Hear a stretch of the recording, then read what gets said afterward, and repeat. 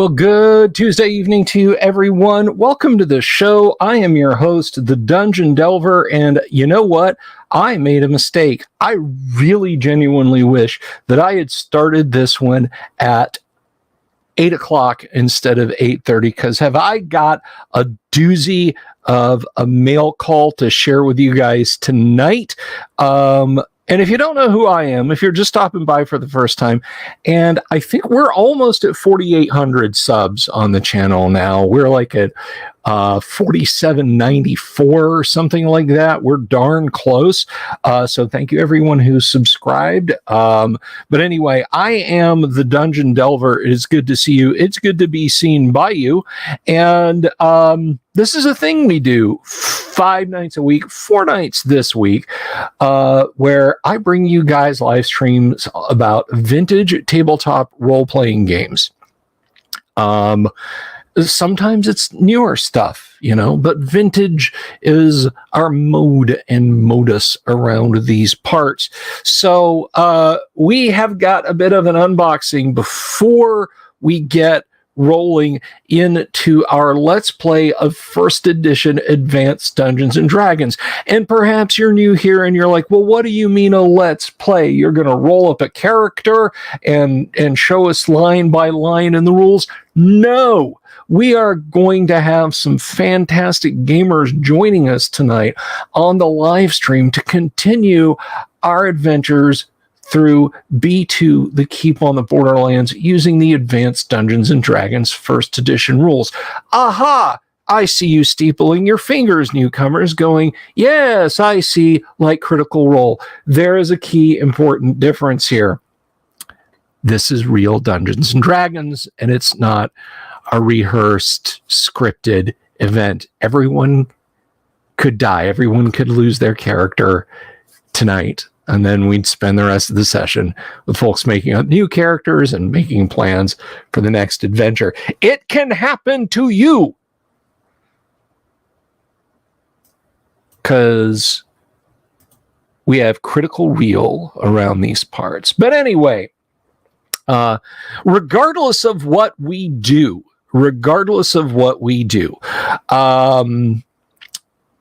this live stream is brought to you by our friends at Hellebarde Games. Hellebarde makes the kind of adventures they'd like to play, whether it's for 5th edition, for Castles and Crusades, or for the OSR. Old School is in play at the table, and you can check them out on their website, hellebardegames.com, or find them on Drive-Thru RPG. And we love us some Hellebarde games. But anyway, so yeah, yesterday, we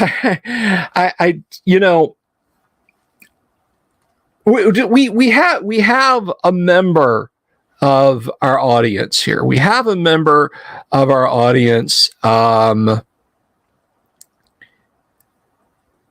who is just an absolutely awesome guy.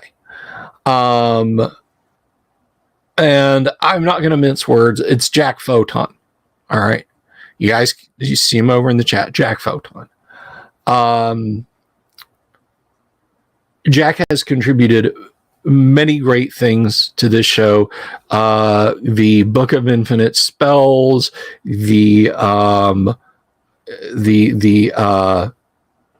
I've gone blank, good God. The Librum of Gameful Conjuration, so many cool things. All the giveaways, almost all the giveaways for Guac 2. And guys, I've heard from like next to nobody on the stuff they've won. So it's sitting here. I've sent out I promise I've sent out the emails. But anyway, Jack creates beautiful art, period. So I got another heavy box from the Postal Service late last week. And I said, aha, this must be from Jack. I recognize the address. This is from Jack. Cool. I'll open this up on Monday, and then promptly left it on the other side of the house. I'll open this up on Tuesday.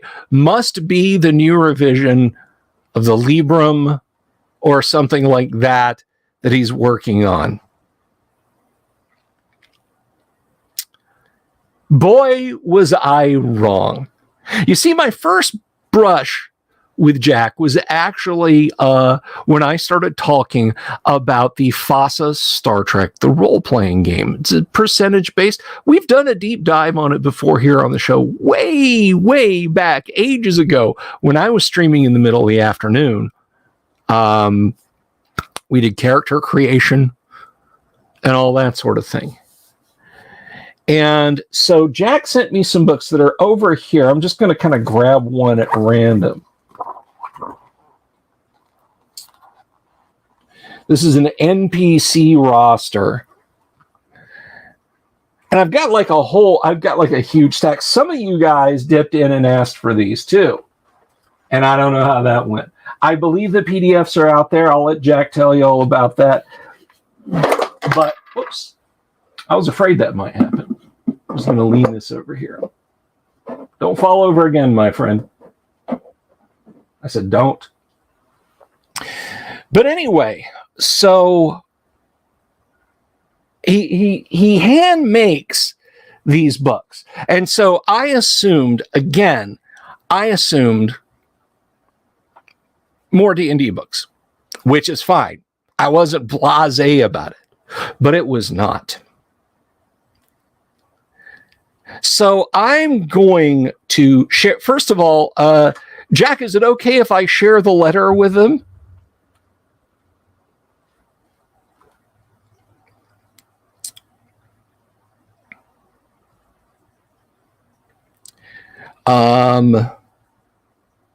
If it's okay with you that I share the letter with them, I will do that. Yeah, I'm gonna have to get a stand or something for my new sign. Like last night, it was awesome. Tonight, it was sitting in exactly the same place.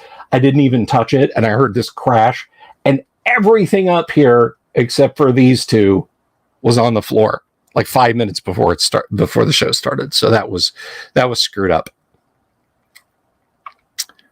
So I'm waiting on him to say that. While I'm waiting on Jack to let us know if it's okay if I read the letter, I do want to point out for you newcomers, if you'd like to support the show for as little as $1 a month through Patreon or $1.99 a month through YouTube memberships, I'm sorry, I have no control over the minimum amount.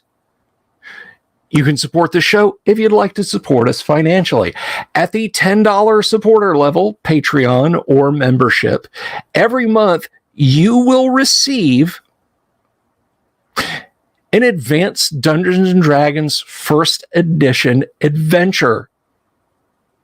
The first one is already out there, P1 it is called. And I think it was pretty well received. I do owe Death Angel Shadow is like, he's a contributor of like $5 and $5. So I've got to get his to him. But, the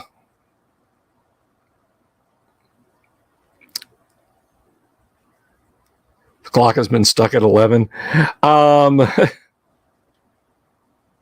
So tell me, Jack, please, can I read this letter? Did I miss that?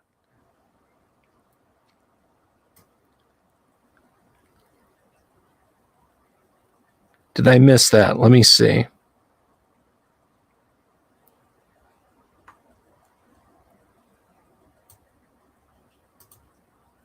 Because I don't know. I mean, you know.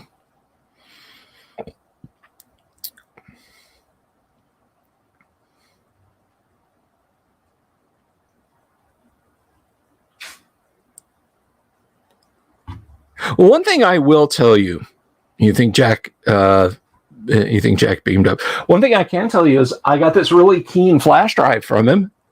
This is a 16 gig. Excellent. I like a 16 gig. Very convenient. Not, mind you, that if it's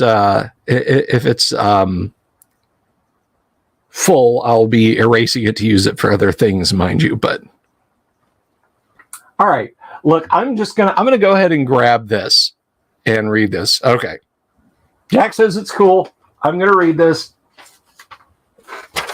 A letter came with the item in question. Or I don't know, maybe I should show the box off. And you know what? I think unboxing. I think unboxing and then the letter. That's what we're gonna do. That's what we're gonna do. So let's check this out. So what I got.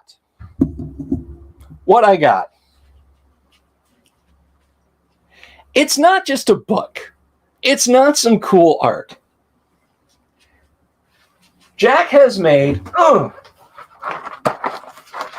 a boxed set, a brand new boxed set of Foss's Star Trek The Role-Playing Game, a bespoke one. And I hope that's centered. A Jack Photon prototype, 230425 box set. Ultra Super Deluxe handcrafted limited single box edition game set. Star Trek 40th anniversary. 1983-2023, a game for role-playing adventures in the original series as was back when. Jack Photon's Fantaversary revision, House Rules, celebrating 40 years, Fossa Gaming, 4.0. And it's got, of course, the classic box back on the back. We've got art on the edges.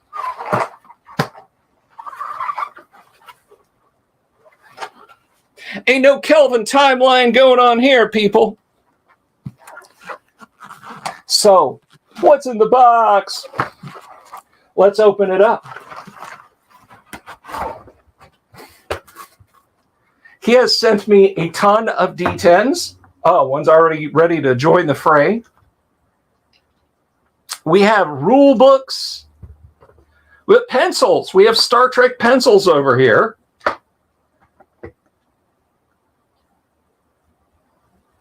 So those are pretty cool. And this is truly, like, this is, game companies used to make stuff like this. And you didn't have to pay like a $500 Kickstarter backer to get this. So I'm taking out the D10s because if I try and hold the box up any further, they're going to go flying. So you can check that out right there, guys. And this is a GM screen. This is like a deluxe hollow foil GM screen. And just take this in. Look how sumptuous this is, guys. Oh, yes.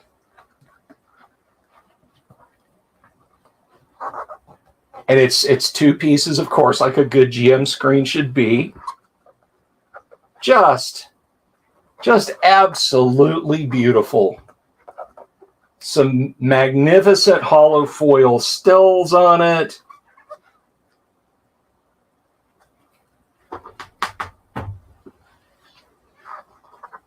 Just take it in.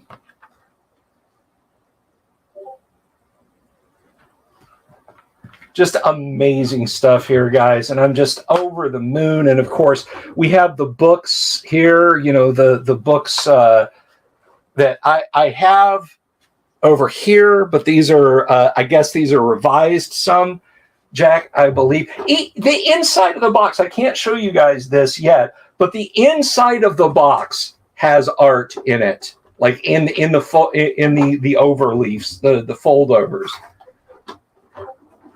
This is a chunky boxed set. This is amazing. We have the Fantaversary revision, House Rules, Memory Bank Alpha. This is marvelous. Oh, I see. So we have some Star Wars pencils here. Okay. All right. But I am blown away by this. This is phenomenal. This is truly a phenomenal set of handmade Star Trek awesomeness.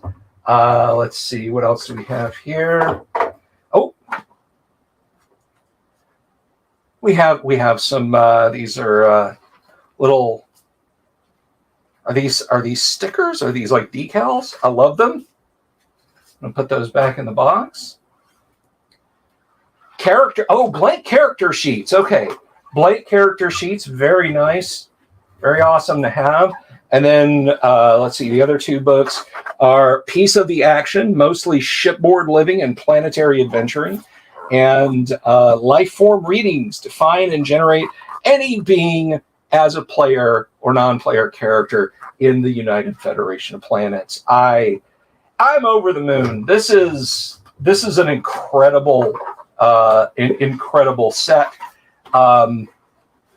So yeah, I was floored when I opened this like an hour ago. I was like, damn, I should have taken a whole hour. I should have taken a whole hour. Shame on me for not looking again. So I'll sit down now and see how wowed you guys are by this. Vanger, thank you. But does it include the Red Shirt Official Survival Guide? Roll a d6. On a 1 through 5, the red shirt does not survive.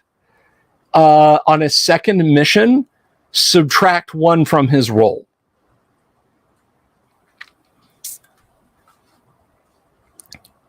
So that's what Uncle Jack got me.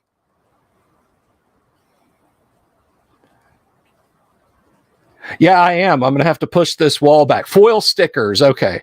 I can find a good home for those. The GM screens are beyond cool. I got to scroll back a little bit.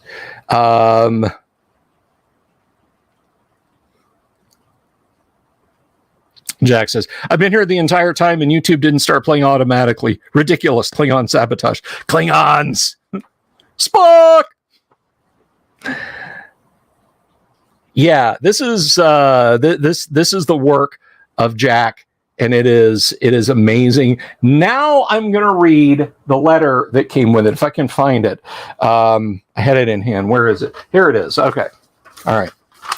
Can I run this? We'll have to see. We'll have to see. Maybe in the new year. All right. So, hiya, Bill. I'd like you to consider the enclosed as a replacement to what is now on your shelves. This newer version is definitive and has no reason to be replaced again. While 3.0 and 4.0 are fully compatible, some few items changed enough to make the two systems different. Some 60 plus pages of material were added to complete the core rulebooks. As to the old sets, please put them to profitable use. This is where you fun folks in the audience might come in. Whether as giveaways or eBays, they have inherent value to the extent, whether financially or for payback. The set of 4 purple spines you have must go with 3rd edition then. I sold the only other complete set on eBay.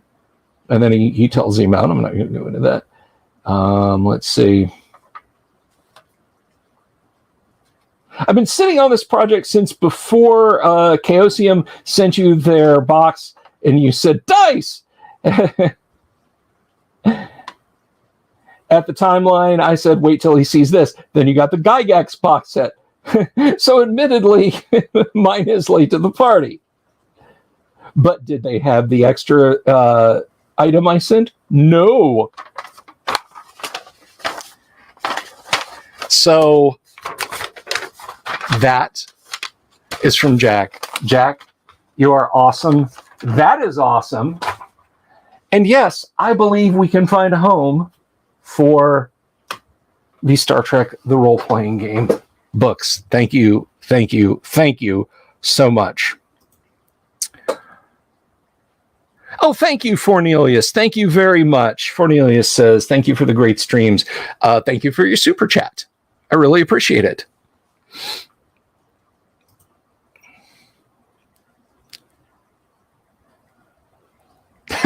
Can those pencils even write on Star Trek books?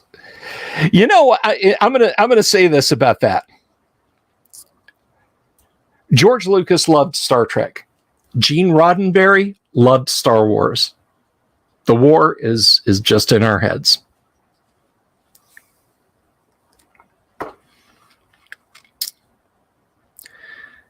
So, yeah, that's a heck of a mail call Monday on Tuesday, is it not? Again, I thought it was just going to be another of Jack's fine first edition AD&D books. But no, he has not forgotten Star Trek. What did the inside of the box look like that you had said? The box set is one-off prototype that's been boxed away for months. What did the inside of the box look like? I mean, it's mostly just cardboard, but on one of the foldovers, there's another row of promo photos printed there.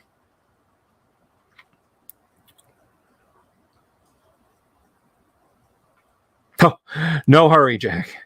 Thank you very much. I am not, I trust me when I say to you, I am absolutely not yanking your chain and saying, oh, well, I wanted D&D books.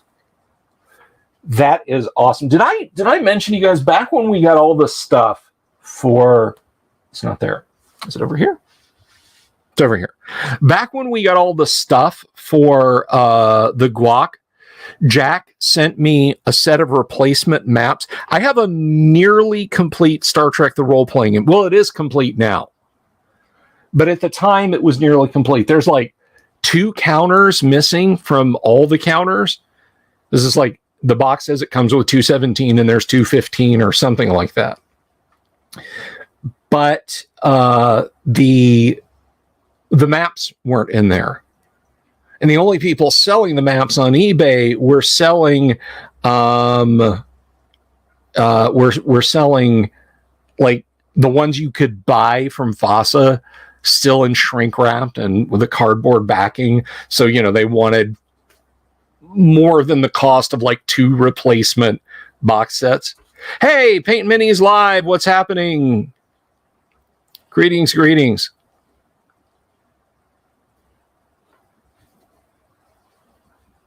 And Frank Herbert's son kept trying to convince his dad to sue George Lucas, and then would go on to ruin that. Yeah, Brian Herbert's Dune books, not good.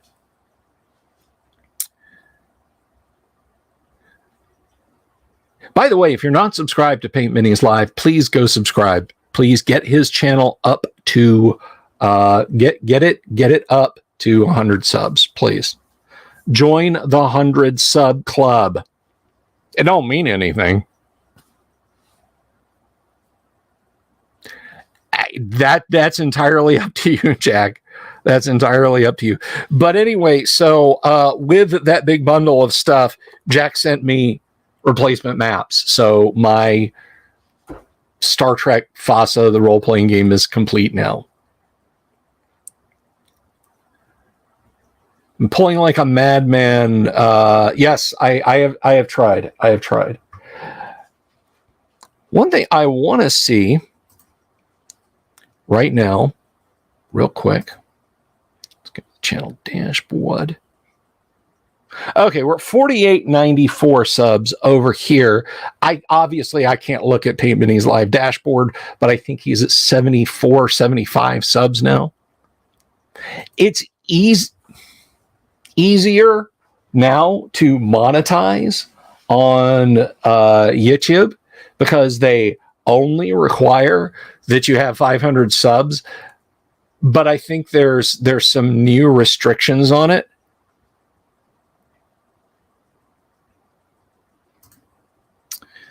But hopefully PML will be able to get there real quick, because that's a channel that deserves some love, some ad money. But anyway, guys, that is the awesomeness that Jack Photon has brought us. A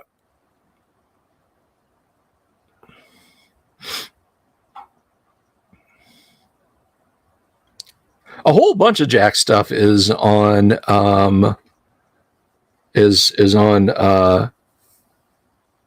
Internet Archive.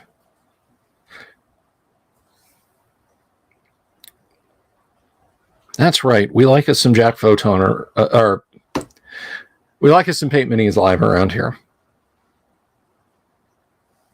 Don't subscribe to Jack Photon on YouTube.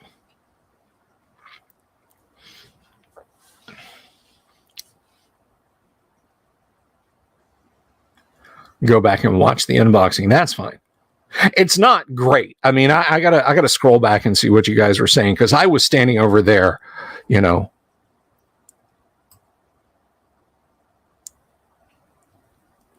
What were you guys saying?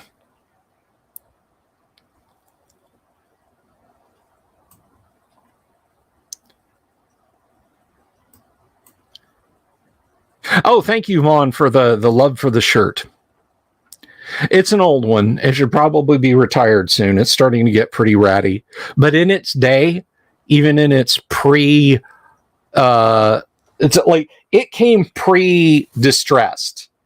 Like it was made to look vintage, like they do with t-shirts nowadays. So,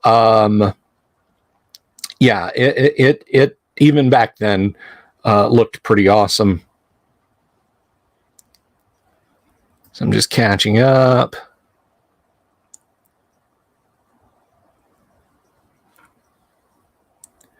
Oh, no, all seems to have gone well. HGM, do I recommend any adventures to try in D&D First Edition? Unquestionably, HGM. Thank you for asking. HGM, we are going to be playing probably the best introductory module for any version of Vintage Dungeons and Dragons, and that is B2 Keep on the Borderlands. We're going to be starting that in just a few minutes. It is a fine adventure. It has very helpful advice to neophyte dungeon masters, and I heartily recommend you play it. What's my opinion of the WizKids D&D classic mini sets? Some of them are so on point with visual design that it like causes me a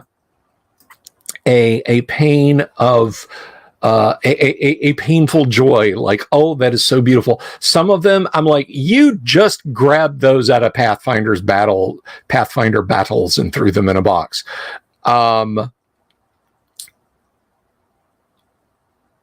So I would say that it's an even split, but what makes them untenable is the fact that their sets are like $80 a piece, and you get like 5 minis. So like if you want their pretty good looking kobold, like I want 10 of those.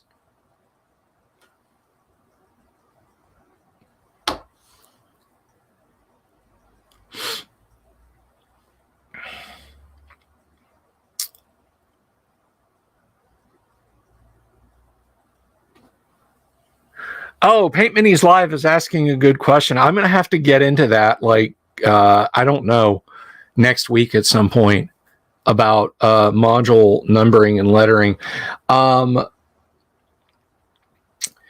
originally, Gary planned a run of modules set in the world of Greyhawk, and they would have had the WG series. And there were 3 modules, WG 4, 5, and 6, that he published. TSR later published continued to like 8 or maybe even 9, but they were shit. Then they were deliberate shit. They were deliberately made bad. At least that's my opinion. But that was after Gary left. But the WG series would have started with WG1, the Village of Hamlet. WG2, the Temple, WG2 and 3 would have comprised the Temple of Elemental Evil. WG4 would have been the Lost Caverns of Sojkamp. WG5 would have was the Forgotten Temple of Tharizdun. But because Gary wasn't exactly in control of the company, they said T for Temple of Elemental Evil, so we'll call the Village of Hamlet T1. And then they published the super module, which was T1 to 4. Yes, D was for Drow, G was for Giant, Q was for Queen. A stood for Airy.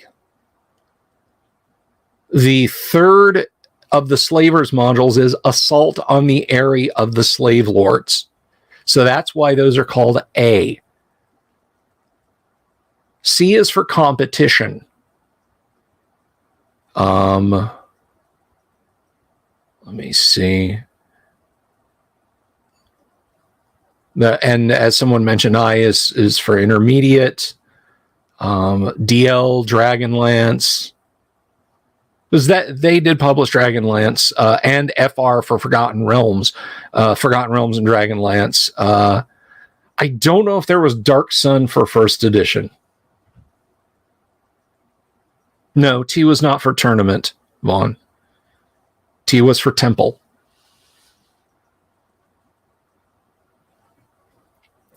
Yes, L was Lendor Isle. U was the Unknown Enemy, one of the modules in the Saltmarsh series. UK referred to United Kingdom. They came out of the TSR United Kingdom modules. But look, that's neither here nor there. But who is here are my players. Because, folks, get ready. We're about to play some first edition Advanced Dungeons and Dragons. So let us give a Delver's Dungeon welcome to these Delvers in the dungeon and bid good evening. I'm trying to get my chair off my mic cable. There we go. And bid good evening to Doomsword Deathmaster as Vrug Dorn. What's up? Kevin as Tonstal the Dwarf. Hello. And if he ever gets removed from the game, that, of course, will be a tonstalectomy. Sorry. And, you know, we've upped our standards. Now up yours with Thane Kyle playing Sir Standard. Hi, all. And Grimsby the Thief, as played by Mark. Mobius couldn't make it this evening, so he will not be joining us, sadly. So, welcome, players. When last we left, you intrepid adventurers, you had done a bit of a jaunt to the Caves of Chaos. You had fought a group of gnolls to a standstill. Then you'd explored some slightly better ordered caves and dungeon areas. You'd retrieved a small artifact from the inside of a gelatinous cube that almost had poor Grimsby for lunch. Take care, Paint Minis Live.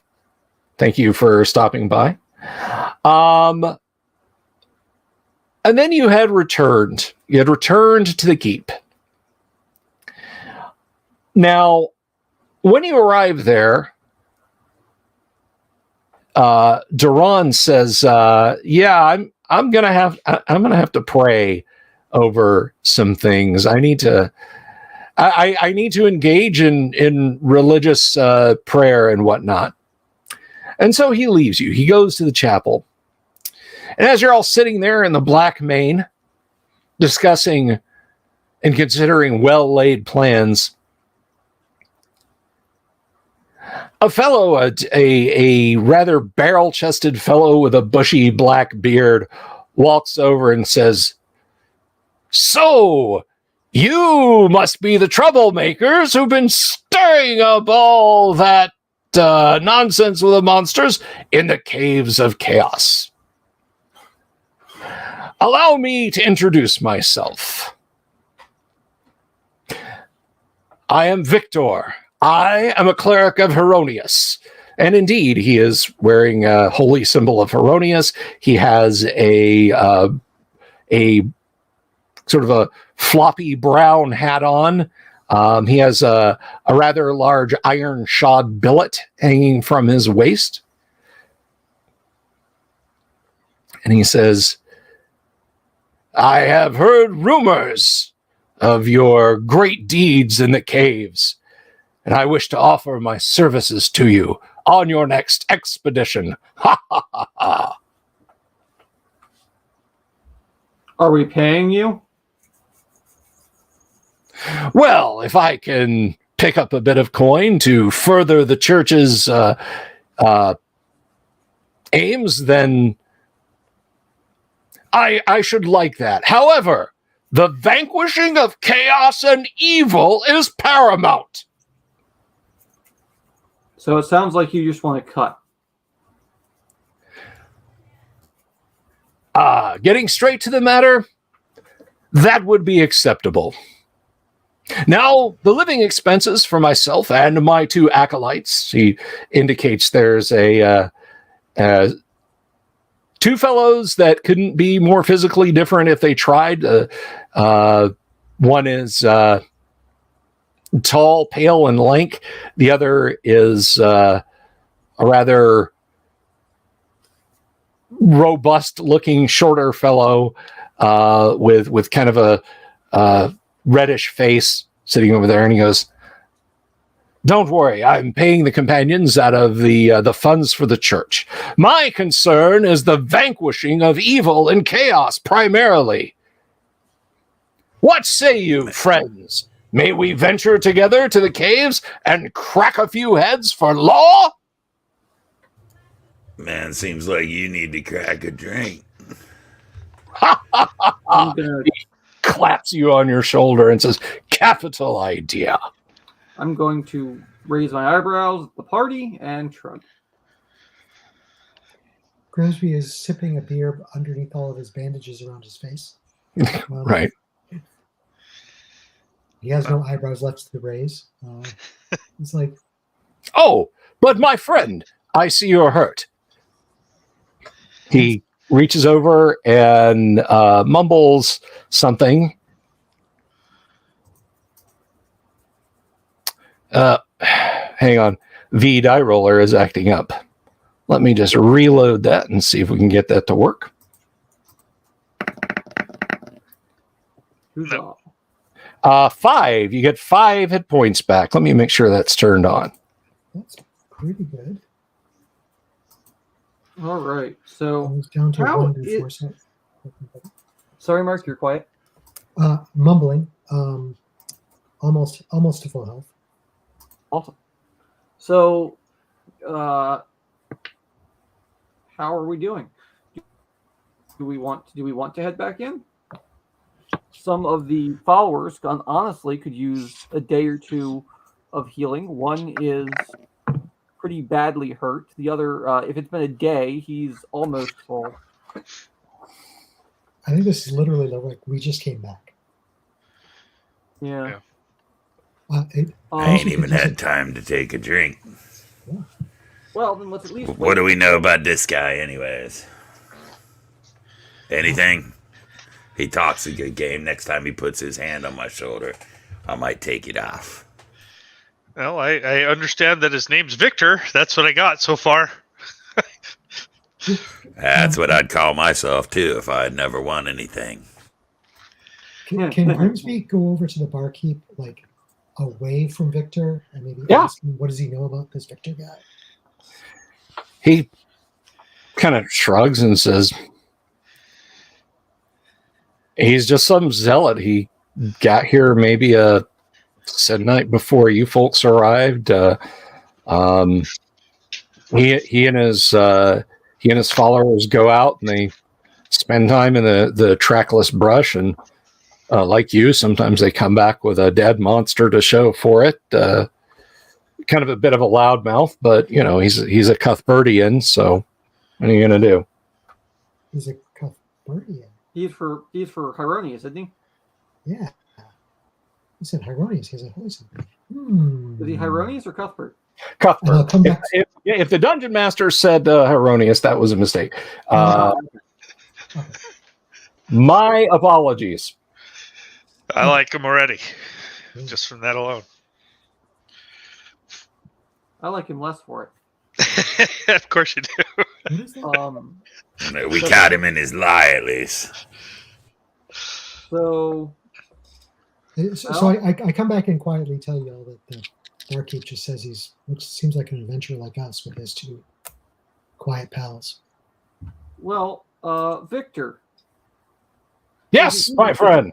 If you'd be so kind as to lay on hands of one of my men at arms, and then we can set out in the morning. How about that? Of course. No, I still All have. right, you're in charge of him. I want to see how many times he can do this. We don't know what level he is. So if he can do it at least twice, we have an idea. All right. Your man at arms gets back 4. Cool. Now, good sir, could you do that one more time for the other one? Let me see. TK, metagaming, don't forget about wisdom bonus. That's valid. My character doesn't know that, but that's valid. Yeah. But even then, even if we can just know how many times he can heal somebody, that's useful information, even with wisdom bonus, right? So let me see. I will let you know. I do not have. I got to get to his character sheet. I don't have it right in front of me. you're fine. It's also nice to know, is this the kind of guy that walks around like, oh, I don't know, one of my players who plays a cleric with a pocket full of heals, or is he one of these guys like our local cleric that packs 1 healing spell, if any? Yeah. And barely uses them. So, it's nice to know what kind of cleric we're dealing with as well. All right. So that is 7B. And I apologize to the audience. I'm having trouble once again with the die roller. It has disconnected itself. The level of pseudo metagaming I do is how I role play somebody smarter than myself. I figured they would know it, therefore, right. That's my approach to playing intelligent characters.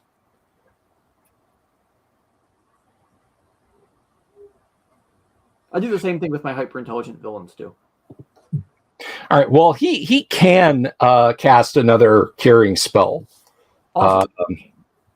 Now, will he? If this is getting me in your good graces, my friend, so that I might storm yonder caves with you, then gladly. Well, hey, the faster the men-at-arms recover, the faster we get there. 7 hit points he gets back. Okay. So now both the men-at-arms are good. They are at full. So we are all set and ready to go. Tonstall over here looks like he's leaking some beer when he drinks. He's got some holes in him. Yep, fair. I'm more than willing to venture in if that's what you like. But this last event was, let's say, a little more slashy-dashy than the previous. Yep. Do we want to get you patched up in the morning? Well, I mean, if he's willing to do so, sure. But that does drop us down by 1 on the road. I think we should take a few days. What's going to happen with this guy? Well, the alternative is no healing at all, and I take my chances. Yep. Yeah, we're 1, maybe 2 encounters outside of a return at this point. Yep.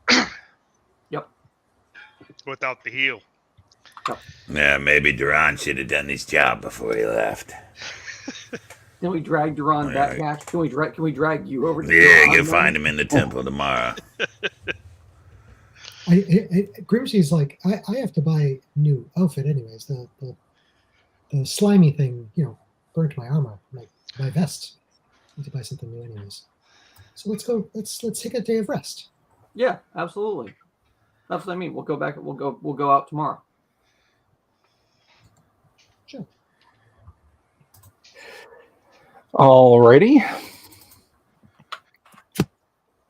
Bill, a question for you. An answer for you. The magic boots I have, do they have any special encumbrance? Or are they zero encumbrance? Are they lots of encumbrance? You don't feel any encumbrance on them. I like to hear that. I like to keep myself moving very fast. And just Said put they this. were Air Jordans, right? Yeah, Air Jordans. I also Grimsby's just when he's an opportunity, he's going to go out and buy himself a new leather armor, a new cloak and stuff. Things that were just that I imagine were destroyed by the Gelatinous Cube. But while he does that, he's going to see if he can talk to the trader, maybe the loan bank guy, if they know anything about this Victor. He's going to use his massive 13 charisma to try to squeeze some information out of these people. Being friendly, gossiping. People like to gossip. I think that 13 is the highest in the group. Yeah, it is. I'm the face man. You're equal to me and Vrug +1. Yeah. Like I said, I'm the face man. I'd make a crack about an ugly dwarf and an ugly half-orc, but, sometimes they write themselves.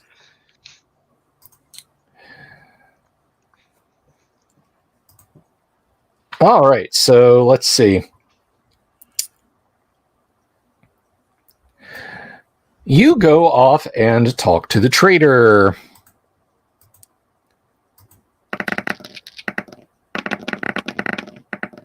Says, "Oh yes, he's as I said, as is said, he goes off into the wilderness sometimes. He must encounter monsters out there. He's brought back dead goblins, the ears of bandits and other such unsavory things, and much as you do." Okay, well, he seems to be on the up and up as far as adventures go then. Thank you, good sir.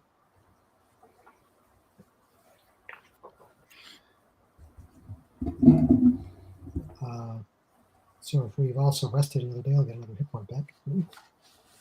And I'm ready to go adventuring. But we have to get Tunstall healed up. I'm down 4. Yeah.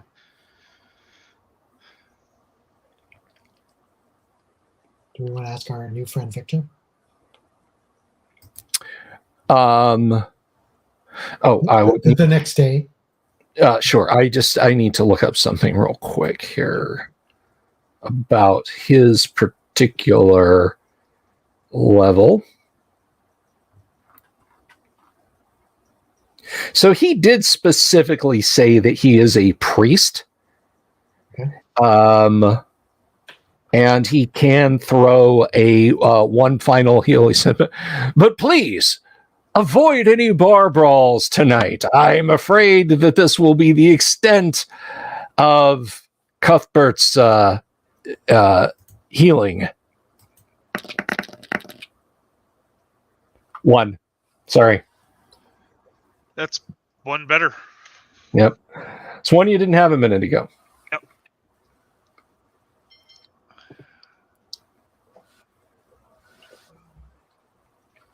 That's right. Square corners can be pounded smooth. You can get more word with a kind. You can get more with a kind word and a stout billet than you can with just a kind word.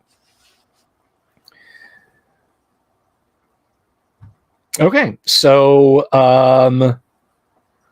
anything you guys wish to do otherwise?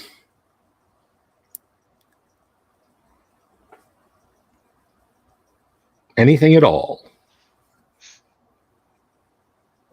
No. Nope. I'm ready to go. I am preparing my sleeps, and that's it. Okie doke. I mentioned you in charge of this priest, right? I'm You in charge mind to of the watch. priest. Yeah, just keep that guy away from me. Unless he's I'm- healing me. Why am I in charge of the priest? You're the one that talked to him. I got 4 boobs to look after. I thought you were the Now man. you got 5. God, Sucks to be the elf. doesn't it? Since when did I turn babysitter? All right. Well, I guess I'll watch the priest. And is Victor bringing along his 2 acolytes? Yeah. Yes, are and they he- coming? Yes, his acolytes are coming, and he tells you that they have both taken vows of silence. So, any questions you have for them, you can ask Victor. Any answers they have to give, he will give. Now, he says, now, obviously, for the purposes of prayer and casting spells and so forth, they may speak. In an entire emergency, of course, Cuthbert doesn't want anyone to die, so they'll call out an alarm as necessary. They're priests, not fools. Well, how about that? I got a vow of silence, too. You want to know anything from me? You ask the elf. There we go. Got the transparency working. And rolled a 1, so let's get that out of the way right now. He kind of laughs and claps you on the shoulder and says, "I'm going to enjoy adventuring with your group. Yes, I think we're going to have many successful adventures, and I have memorized spells, so we will be able to go forward and conquer chaos and evil together." Sounds Excellent. like you're going to enjoy it a lot more than I am. Of course, my friend, of course. Now, in the conquest of fighting evil, I think we all understand that there is a chain of command. As it so typically happens in this group, I'm the one stuck giving orders. This is not by my choice. This is simply by the way things go. So I do ask that your men respond to my orders the same way they would your own. I promise I will not get them killed. But it just does smooth things over. That way they're not, looking at you and then looking at me and then looking back at you and wasting precious time. Of course. An equitable agreement. Excellent. Now, speaking of which, would you like to be in the front with Rube? If this redoubtable half-orc will have me, then I will stand proudly next to him as we thump skulls in the caves together. I thump skulls with Tonstal. I don't know. Ask him. You can stand between us, maybe. Yeah, Good dwarf. I definitely. No, I'm not going to step back, for sure. But if you want to, if we have a line for 3, welcome you to the line. But if it's 2, we against through. chaos. Masterful. That works. All right, good. So when the opportunity is, fall in front. When the opportunity does not arise, fall behind next to me. Sound clear? No, of course. What armor did this cleric have? He is wearing plate and has a shield. Okay, well, okay. I'm less concerned at this point. Correct. Alrighty then. Let's go forth to the caves. Shall we go back to the cave? I guess go back to the knolls, and from there through the secret door to the storage area where I unfortunately stuck my head in it. We haven't gone further north from there. Yeah, I think that would be wise. Okay. Secret doors, you say? Skullduggery is afoot. Yeah, speaking of skulls, you seen my pickled heads? They're Yeah, pretty right. popular attraction at the bar. You have more than one at this point? I have a second head, yes. Who's the second one? That was the most recent chief. That was yeah. So I got an orc chief, and I got somebody else that I tied off to my belt. I think it was either the hobgoblin or the gnoll chief. Yeah. I think it was the hobgoblin. Yeah. And those are spares in case you have a problem with yours. You go back there and get one quick. Basically, yeah. I'll just slap it on, and nobody will know anything different. Same charisma, same int. That basically. All right. Still swilled in alcohol. It's the same. Very pickled. Yeah. All right then. Yeah. Let's move. Let's let's move go. on. Okay. I don't think this is the right copy. For some reason, I have not gotten rid of the not great scan of Keep on the Borderlands. Let me see here. Just want to make sure I have the good one, and I don't have that one open. All right, so you head away, and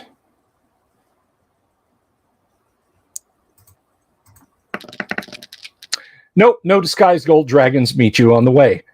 You arrive at the area of the caves, and it is, well, it's dismal, as it typically is.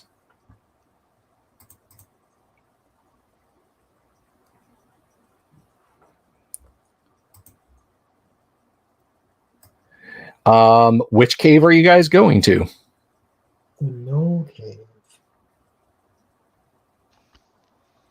Because we're going to go in through there to where the chief's room was and had the secret door from there to the store. Because we don't know where that store was connected yet. Right. Alrighty, so get the map up here. I found the right one, thank goodness. But I must zoom in. The Knoll Cave, I think, is kind of up on the left side. That is correct. All right. So who do you leave behind to watch over your steeds? One of the hirelings. That will be two of the hirelings. Yes. All right. Victor looks at you and says, "Are you sure 2 is sufficient? Perhaps one of the acolytes should remain behind and make it 3. Perhaps you should stay back there too. I mean, personally, I'm a fan of leaving both acolytes behind, but that's just me. No, I would rather one accompany at least. But if the other can be of help to your fellow, should something terrible befall him out here in this awful ravine." His voice echoes across the walls. Hasn't been that bad, and please. Shh. Well, you invited him. Let's see what you got, big boy. Ha ha ha ha! Of course. Let us go forth then. Man, do you ever let up? I got a headache. I shall try to keep my voice down, my friend. My apologies. Ha ha ha ha. Do you want me to sneak in to make sure nothing has changed, or do we just want to walk on in? Sneak in. Okay, I'm He sneaking. already told us. Hell, he already told them all we're here. Yeah. Yeah, you may as well, though. But what I got to say? All right. Show me where they are.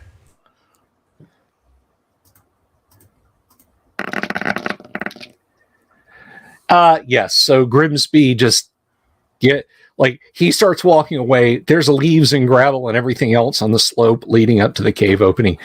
It's not making any sound when he's walking. It's actually kind of unsettling. Just as he moves up and disappears into the mouth of the cave. Grimsby, you are in the sort of 30 by 20-ish rough-hewn cave opening. On the opposite wall, leading ahead of you, is an opening into the 30 by 30 chamber beyond. You don't hear or see anything so far. I think my map is missing something a little bit, but my goal is to quickly scout to the chief's room and see if anything has changed. If it's all empty, great. If it's not empty, I run away quickly. Okay. All right, so heading to the Great Knoll Chieftain's room.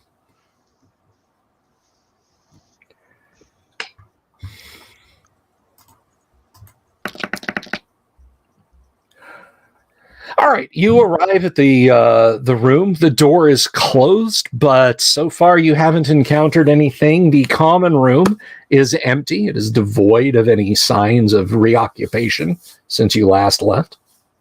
I'll just give a listen to the door before running back to the party.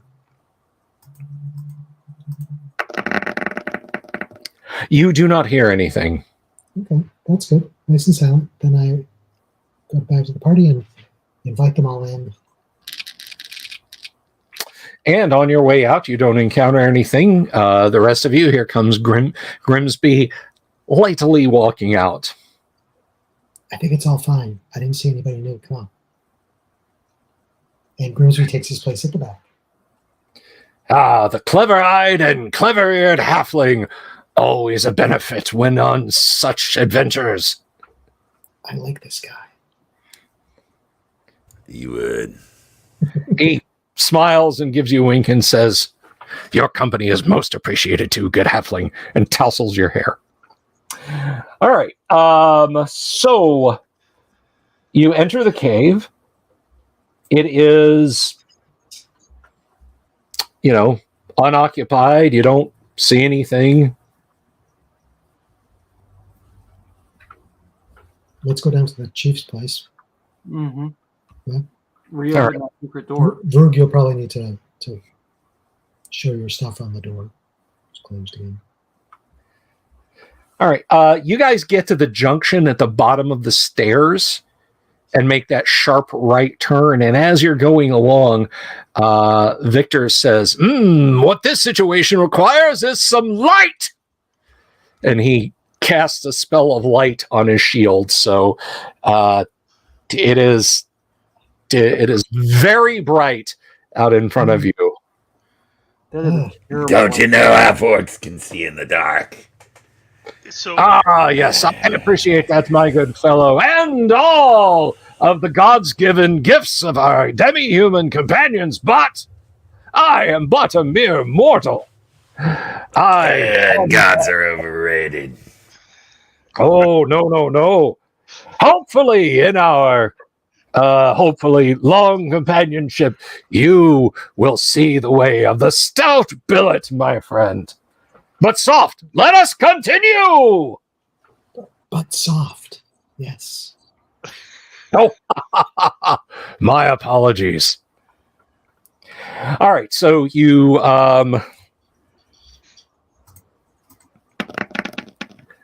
you walk down the hall and you find yourself in front of the door leading into the Knoll Chieftain's room.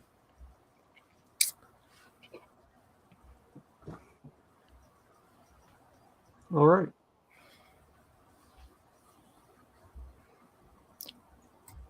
Vrug, what you gonna do? Is there like anything in here? I mean, I don't expect that I can see beyond this blasting flaming shield thing any more than anyone else can. I can't hear anything over this guy's mouth, so Well, the last report you had from Grimsby was that he didn't hear anything in the room, so yeah, so I don't know what I'm supposed to do. What's in here? well, the door is closed, so Okay, right. Yeah, I'll blast the door open then. all Naturally. right, give me a d6 roll.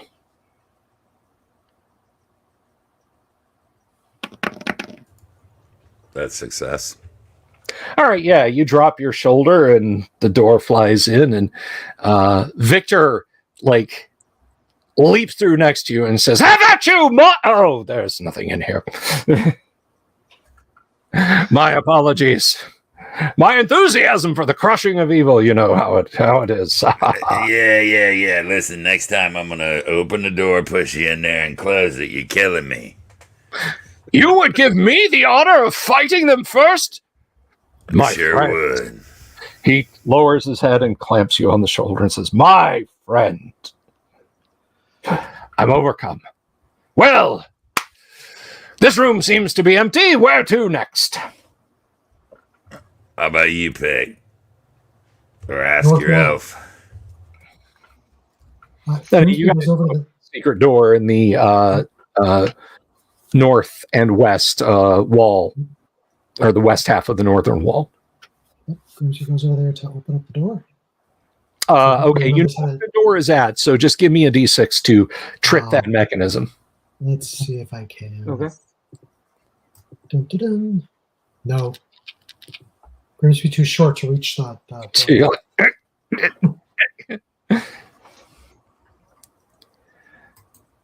I mean, you can keep trying.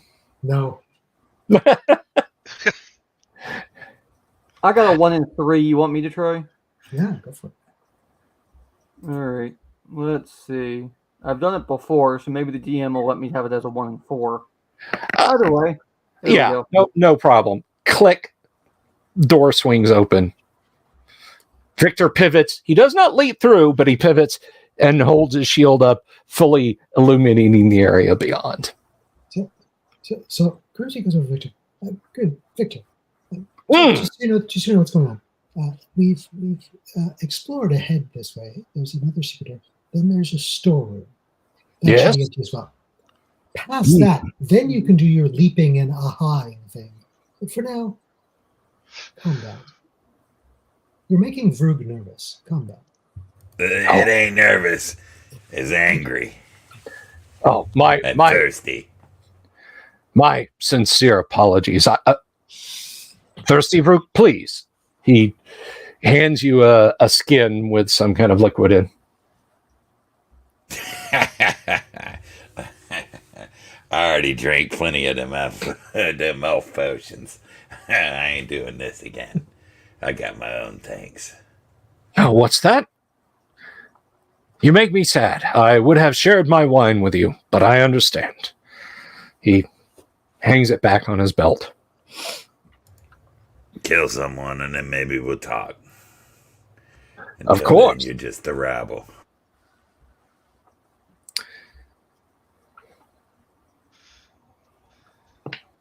I think the plan is for us to advance up into the storeroom, and then I can do my sneaky thing up past the storeroom. Hopefully, there's not yet another gelatinous cube to set up. That made it fair. There's just a gelatinous cube dispenser.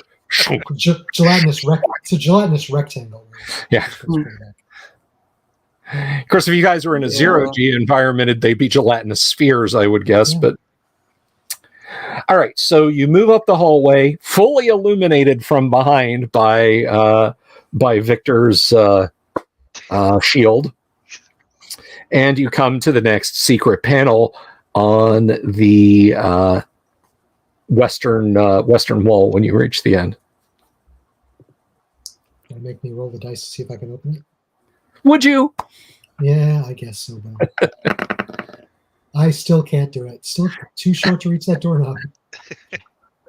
TK, could you give it a try? I got a 1 in 3. Why not? Or 1 in 2, technically. Nope. Victor, I'm only good with Victor. secret doors. Victor, can you open this door? Oh, of course. Clank, clank, clank, chink, chink, chink, chink, chink. He does jumping jacks when he walks. Of course He you did. feels around. I think I have the fiend. Click. Scrape. Just like. Everything this guy does is loud. It's amazing. Even the He stuff does- he touches turns loud. Yeah, exactly. Hey, Tonstal, what do you think will happen if you don't make it back? I think his acolytes will be sad. Clank, I'm not clank, sure clank, anything clank, else. That's all. There. It's a Everybody dungeon. else be happy. One for the champions, he whispers. I mean, it's still loud. One for the champions.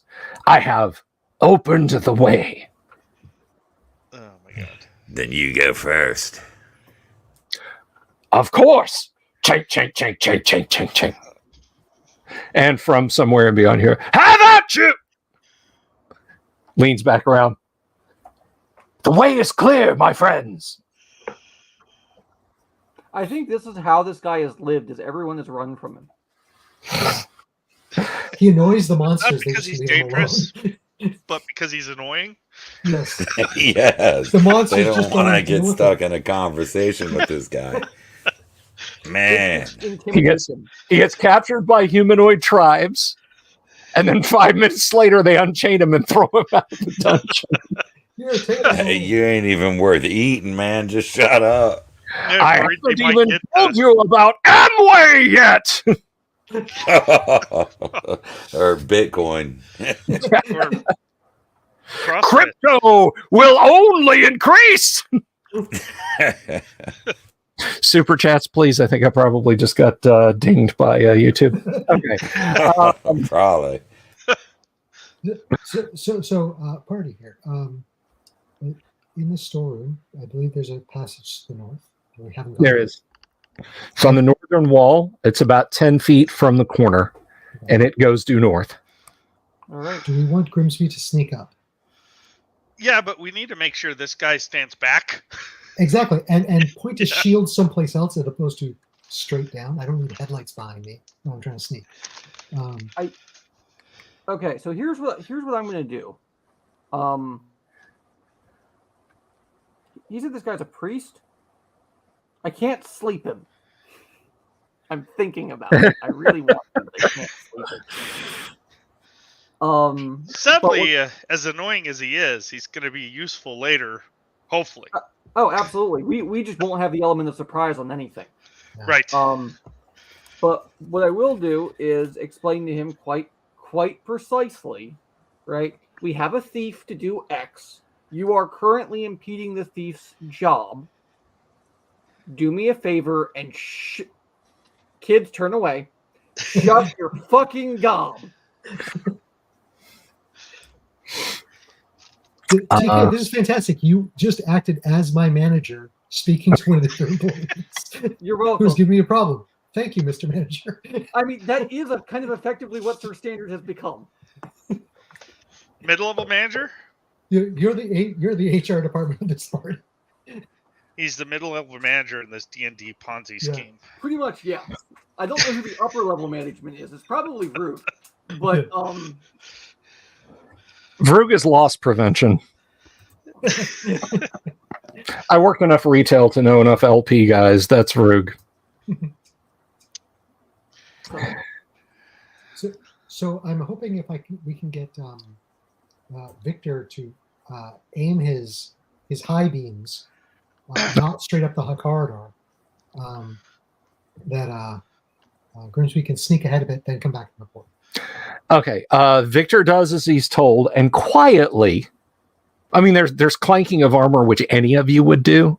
Yeah. Quietly moves his shield around further up on his right arm, so it is shining right in Tonstal's face. Yeah, he's looking down the hall. He's got his shield turned away on his right arm, and Tonstal, you basically have a growing purple dot in your vision. I'm going to step in front of this guy and push him back a little bit, saying, look, it's too perilous for you to stand up here. So we don't need you to get hurt, because we need you to help us when we get hurt. So just step back a little bit. Of course. Sorry. And maybe a little further back. Yeah, still further. Yes. Okay. Good. I remember lean over to Vrug and say, "You got to get no good help these days." You can't trust the hireling of an elf. I've always said it. I didn't hire him. Shut your gob or I'll shut it for you. You guys Shut aren't your doing- damn sensitive ears. You want to ever walk again? I can fix that. You don't know how to tie your shoes. I tie them for you. I'd rather not walk than walk with this guy. This fucking clown you brought us. With this distraction, we will sneak forward. All right, Grimsby. So the corridor goes 20 feet to the north and then turns immediately left to the west and goes down 40 feet and ends in a right-hand or northerly turn. How far do you want to keep going? I'll go down to that turn and look upward, see what's up there. Well, there's ceiling. What's to the north? Looking to the north, the hallway runs 50 feet. At the 30-foot mark on the right, there is a door at the end of the 50-foot hallway. It turns to the west. Okay, I'm going to go back to the party and give them this.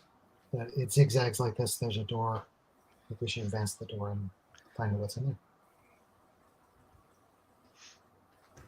Suppose we should. Yeah, we should peek around the turn and go in the door if there's nothing after the turn. Oh, that would have been smart for me to do when I was there.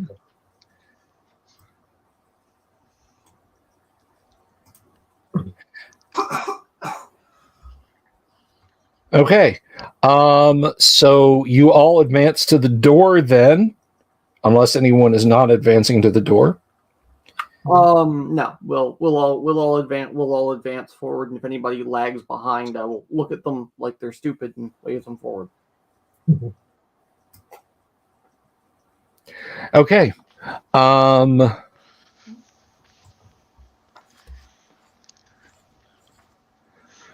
So there is a there's the door right in front of you. What do you wish to do? Smash into it.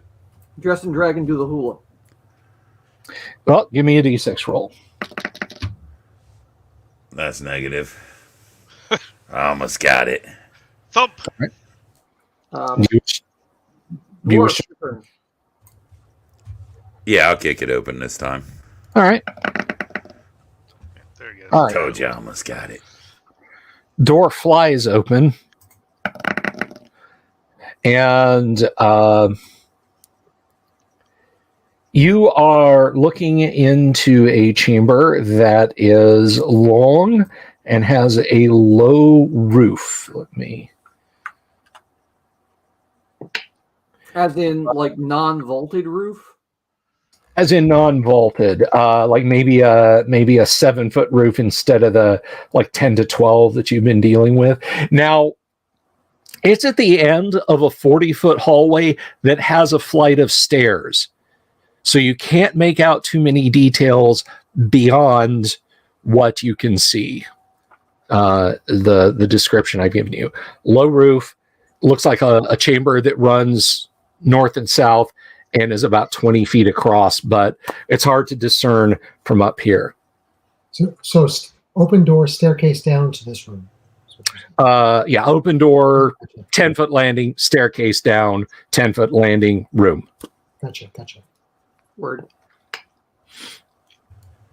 All right, I suppose proceed across the room. Yep. I mean, That's what I want. And that's when the trapper closes a pub. Wary. And you'll turn to goo. yeah, probably, but at this point, whatever. Not a trapper, a lurker above. Come on. What's a Hopefully little it gets that Victor guy.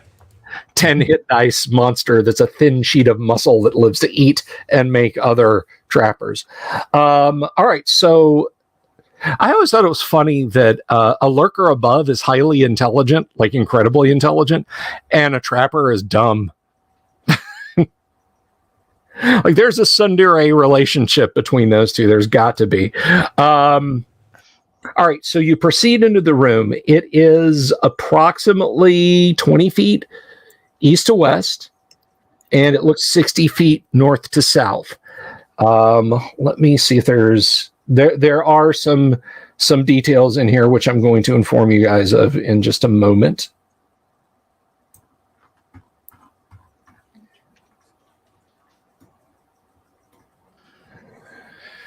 All right, it's a long hall of roughly hewn stone with a low ceiling. There are many coffins and large sarcophagi here.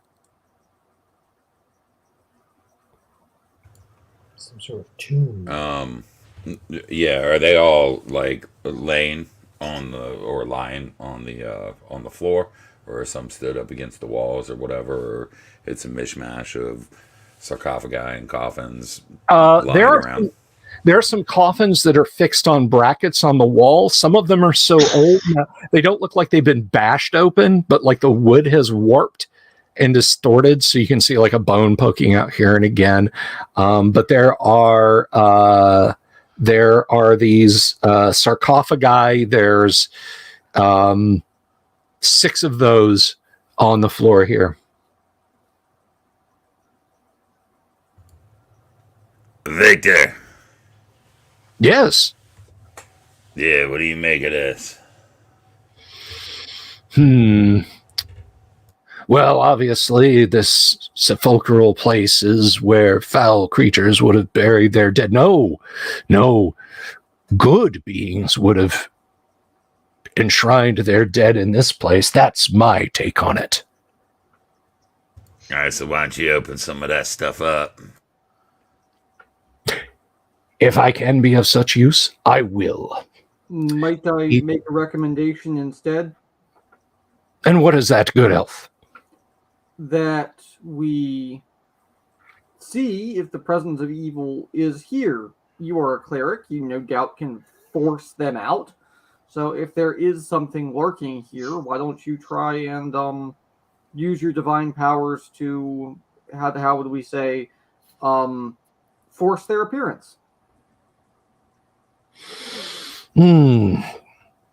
I can make them flee, but... well, I can but try. Your faith in Cuthbert is noted, my friend. Claps you on the arm. Holds up the holy symbol. Almighty Cuthbert, give me all of your power that you will grant me to drive forth the dead who would haunt this place.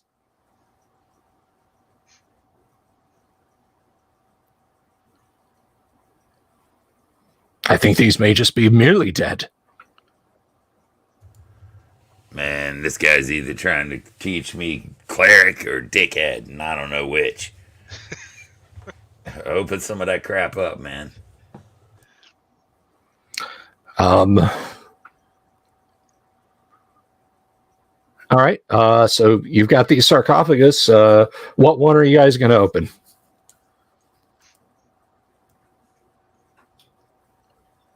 What, I mean, you said there's a couple of different types. Well, I mean, there's many. I didn't know. It's, I'll go over to one like on the corner. Okay. And see what's up with it. Is it like something that I can just grab with raw strength and throw the lid off of? You absolutely. Yeah, I'm gonna do that then. Okay. You grab the lid and you shove it off. Let's see.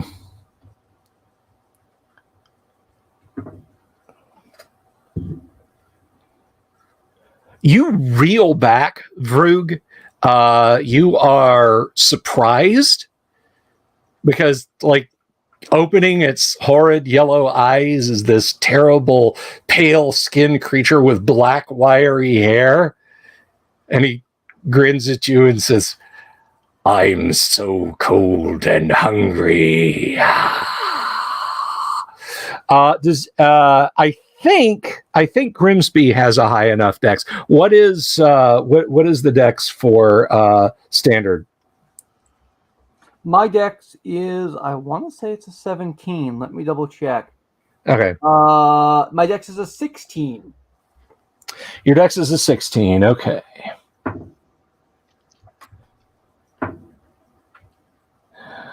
All right. So you are surprised for 2 segments. Grimsby, you have a dex of 18, correct? 19. 19. Grimsby, you are not surprised at all. You're like, yep, there was going to be an undead in there. Called it. Victor just kind of goes, ah! kind of reels back away from it. But this thing is reaching up to grab a hold of Vrug. Of course, Rug's going to eat it because of the NPC mistake. NPC mistake? Hope that's not the right die. The NPC made a mistake. He was wrong.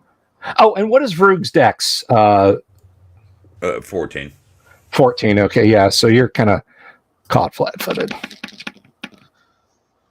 Yeah, he kind of slips as he's reaching up. You're like, but you don't quite have it on you to act. What is Grimsby going to do? Grimsby, you and the white can Spoilers. White. yeah. Spoilers. Ouch.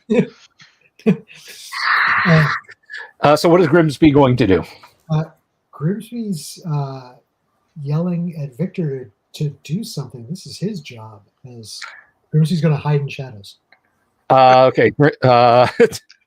Victor's hands are shaking, and he's trying to pick his holy symbol back up, but he is as surprised as the rest of you, it would appear. So round of surprise, missed attacking Vrug. Vrug, this is your second round of surprise. And he swings at you again. And still misses. So lucky. I need this. All right. In the third segment of surprise, that is actually a chance to roll initiative. So what are you doing, Sir Standard? This thing is now like standing up and getting ready to lean over Vrug, like it's stretching its arms out. Well, I don't think my regular weapons are going to be of much use against him, nor can he be slept. So I will do the best thing I can do and smash a bottle of oil in its face. I'll worry about lighting it next turn. Okay, so you're getting out a flask of oil to smash him in the face with. So let's roll initiative. Oh, you will almost certainly go first. All Roll right, initiative. You want me to roll? Yes, roll your initiatives. Sure. I didn't know if we were going straight down or not.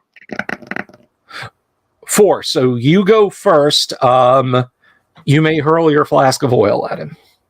Absolutely. Here's hoping. This is without the +1. So 16 because of my dex. 16 because of your dex. So the crater smashes into him, or flask, or whatever it is you've thrown. He looks in horror and and lunges one more time at Vrug, who what is Vrug's armor class? AC 0. AC 0. Okay, let's see. This is touch and go. This is very serious here. Come on, show me the bookmarks. They changed up everything on me. Who knows, Jim Sword? You might be able to roll a new character with better hit points. That's true. I'll just play Victor and be annoying as hell. This is when you find out he has max hit dice.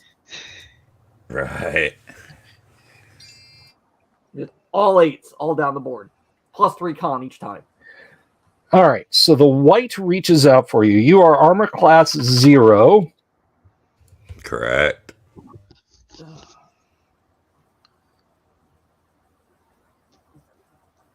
And he... Let's see. Oh, no. So you take damage. He reaches out and grabs hold of you. So let's see. You will take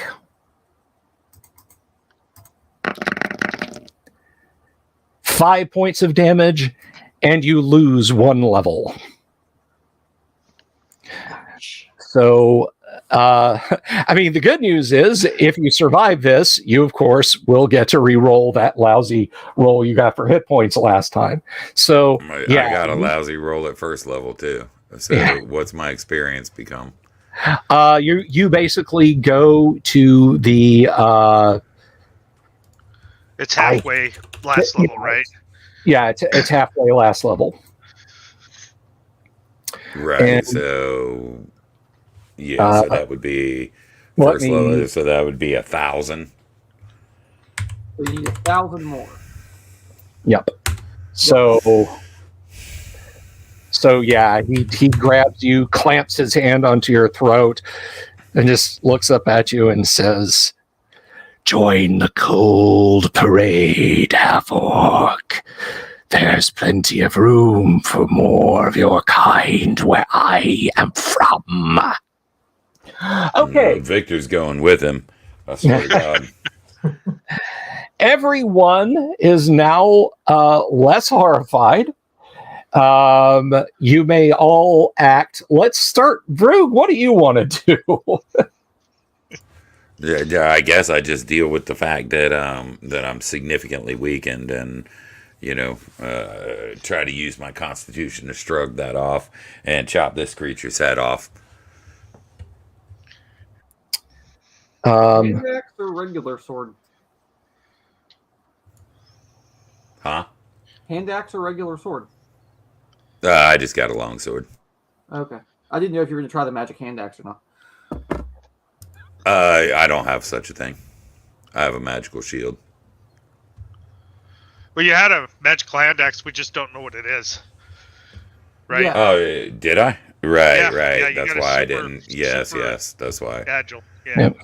I don't know what it is. We Right. Get it identified. Yeah. Well, I'll do that, knowing that it like glows or whatever it does. I would. I'll hack him with the longsword. I don't know nothing. Okay. And by the way, I apologize for missing something about the live reaction chat bar. Yeah, I'll have to look into what that is. YouTube's very non-intuitive in that respect. Anyway, I was not deliberately ignoring anyone, but so you're going to hack him with sword. All right. What is Tonstol going to do? Same. He's not going to do that to my friend. He's going to eat a blade. Okay, Sir Standard. I'm going to put torch to this man. Okay, and Mark, what about Grimsby?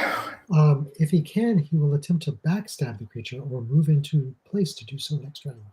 Okay, well, you are hidden in shadows at the moment, and you, of course, can move silently. So getting around behind where he is, because he's standing up in the sarcophagus, holding Vroog by the throat, you think you can probably get over there. Excellent. And backstab him in this round. So we'll start with initiative rolls, and that's going to be you, Doomsword.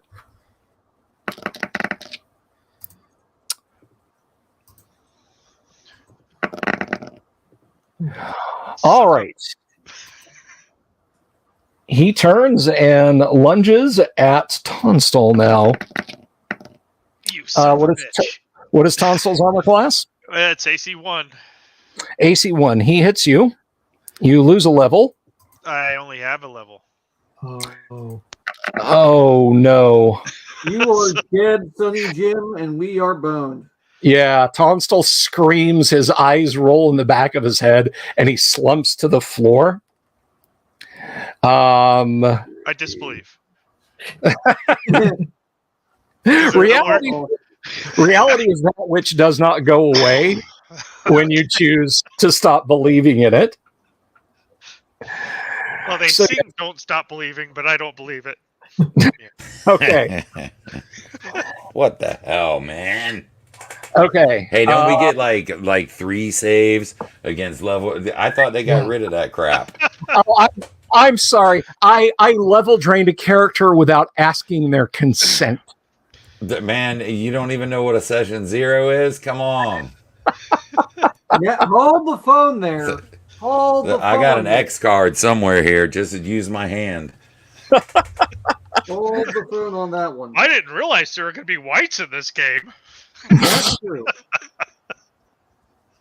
It's a beginning Okay, adventure well, for levels 1 through 3, so of course Gary put a white in it. Yeah. Yep. I prepare myself for a quiet and long dirt nap.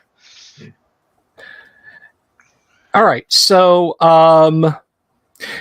Grimsby, you've moved around behind him. He reaches over and grabs, basically just grabs Tonstal by the face. He goes, "Ah, the warmth of the living.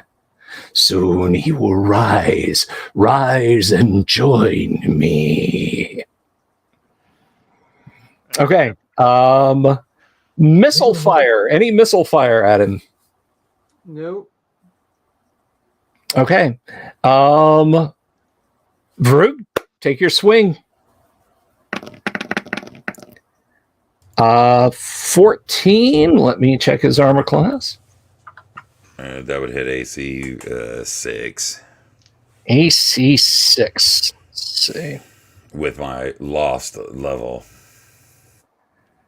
Yeah, he jerks his hand back as you try and strike it.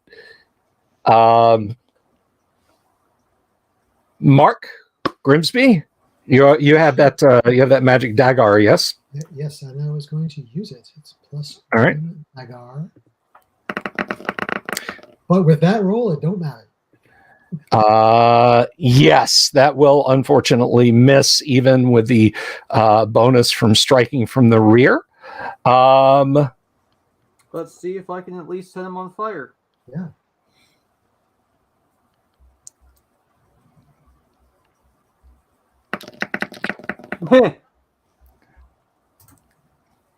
That's great. All right, your thrown torch goes clattering off in the distance. And he glances over at you and says, "Long are the lives of the elves. Training yours will be most exquisite." Okay. And Victor holds up his holy symbol and says, "Go back! Go back into your crypt, you foul thing!" It is unmoved, and he laughs and says, "Your god has no authority over me." Maybe you shouldn't have let him out. Okay. Victor, you're next. Don't run, that'll break and run. Okay. Starting at the top of the order, what is Vrug doing? Hey, don't you have men at arms? I do, but I don't think they can do anything against him. But Okay. I can try. I mean, they just have spears. I suggest we run in the next round. Well, fighting with John. That's a 19 and a 14, 13. 13. The 19 hits. It literally just kind of slides off his cold, dry skin. It doesn't do anything. I figured. Okay. Next round. What is Vrug doing? So would I reasonably notice that he one of the men at arms impaled this guy and he didn't even care? To where Absolutely, it would feel appropriate?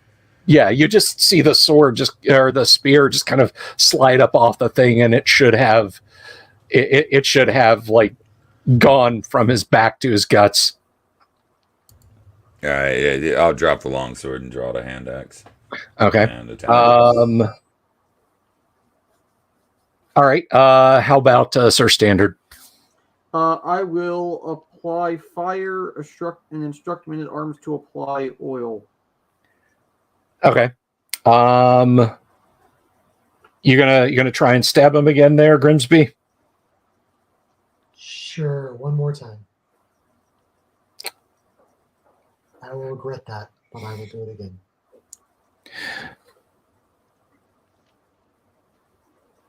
All right. Let's roll initiative. And Kevin, roll initiative for us. You can at least do that. Yeah, I could do that.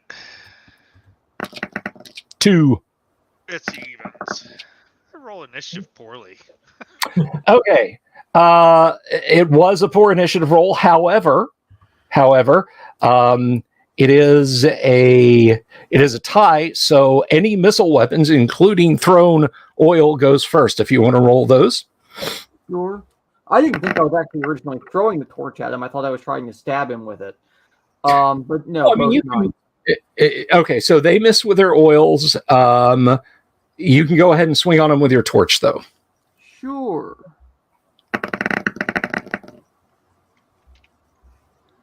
Not going to hit. He's dancing out of the way. And let's see. Those who want to melee him. I will try to stab him. Okay. Oh, I saw that. That's 11 plus whatever. All right, let's see. 11. I don't think it's going to be that good. Nah, I doubt it. I don't think it's a +5 hand axe versus whites. And as it happened, it was a +5 hand axe versus whites. Oh, well, okay, in that case. No, it was not. That was close. Like, he sees that thing come out and he like jerks back almost like it did hit him. I will make my roll. All right, go ahead, do it. +1. The dagger. On 18. 17, 18. Yeah, that absolutely hits him. Roll your damage. He is a man-sized target, so it's a D4 +1. 4 +1. 4 points. He shrieks in pain and turns around and lunges at you. That's what I was afraid of. You're going to be dead. Yep. 17, take A level? Yep. 6 points and lose a level. How many points? 6 points. 6 hit points. Oh, I'm back down to 1. Woo. And So I do you lose a take level. the damage and then lose the level, or do you lose the level and then take the damage because it makes a difference? You take the damage, then lose the level. Okay, so that's not so bad. Yeah. Yeah, that's annoying. Okay. Okay. He steps out of the coffin and looks at you and says, "For an entire century, none has dare try to attack me. What is it with halflings and stabbing the undead from behind with magic daggers anyway?" And he lunges at you again. And 5 internet points for anyone who gets that. So, let's see. Top of the new round. What is Rug doing? Wait, what did Victor do or not do this round? Nothing. That guy's a Victor. waste. Victor Did you has. last round. This round? I didn't announce that Victor was doing anything, so I'm sorry. He didn't do anything. If you yell at him to do something. Oh, Grimsby's yelling. He is fired. Okay. Die, sons up. Oh, Robert Phillips got it. Begone, foul Dwimmer Lake, Lord of Carrion. Leave the dead in peace. Yep. Okay.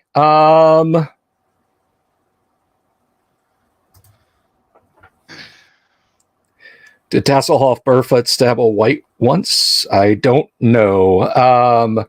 He stole his sword from a white. Okay. Next round. Frug attacking. Men at arms. Yeah, I'm gonna hack him with the hand axe. Yeah. Men at arms are throwing. Kevin, do you want to roll for Victor? Sure. No worries. All right. Grimsby's fighting withdrawal to get out of the way. Okay, so you're going to take a swing at him, but move backwards. Yeah. Okay. Let's roll initiative then. And Thane, if you could roll initiative for the side, please. Of course. He got a 3. 4, 5, or 6. All right. You guys got a 4. So let's start top of the order. Rug. Oil first. Oil first. Both of those miss. Had to try. 12. And you get a what bonus from your strength? Oh, that is a total. So that actually hits him. So, and you are muted, by the way, if you're talking to us, Doom. Oh, I was. Apologies. 1d6 plus 3. One moment, please. And then whatever the magical bonus is on that hand axe. So it was 4 from Grimsby, so that's 10. All right, you bury the axe in its forehead, and it shrieks, kind of twitches spasmodically for a moment, trying to grab the axe, and then just collapses into a heap of corruption, destroyed. It is no more. I remove the axe from the head, spit on the creature, and turn to Victor. New rule: don't touch coffins. Let's get out of here. Okay. How about a new rule? Don't hire priests who can't do a damn thing. Is there anything in the coffin? The hell, Victor, you got my friend killed. There is stuff in the coffin, and let's see. Be worth his death. Oh, then Grimsby comes back. He's interested in it. Okay. There's treasure. I will, however, look at Victor and tell him to beat it. He did nothing to help here. Okay. Just a moment. There is a sword in a long black and red ribbon chased scabbard. There is a scroll tube. There is a dagger with a jeweled pommel that looks absolutely gorgeous. And there is a fine-looking helm.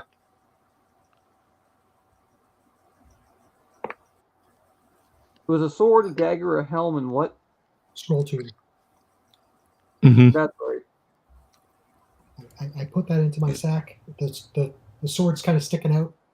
Okay. On my back. Yeah. What manner of sword is that? And it's just like a regular helm, like fit anybody type of thing. Yeah, helm that'll fit anybody from elf up to human, and the sword is a long sword. Like a nice fancy scabbard. Long sword with a fancy scabbard, dagger with jewel encrusted pommel. I can attempt to identify them. Not here. Not obviously not, but just generally speaking. Let's pick up Tonstal. Yeah. And by we, I mean, I don't know, maybe. Well, I can't. actually, no. Yeah, I'll pick him up and throw him over my shoulder. No, if he's going to rise, as that white said he would, we should just burn him. Can't he be blessed or something? I'm not going to trust it. I'd rather just burn him. Let's Do we burn know him when at he's least going to come outside. back? I have no idea, but I never loved a dwarf like a brother. I'm not carrying a ticking time bomb of undead with us. No. Burn it. You brought a ticking time bomb of fucking stupidity with you. That I can't help.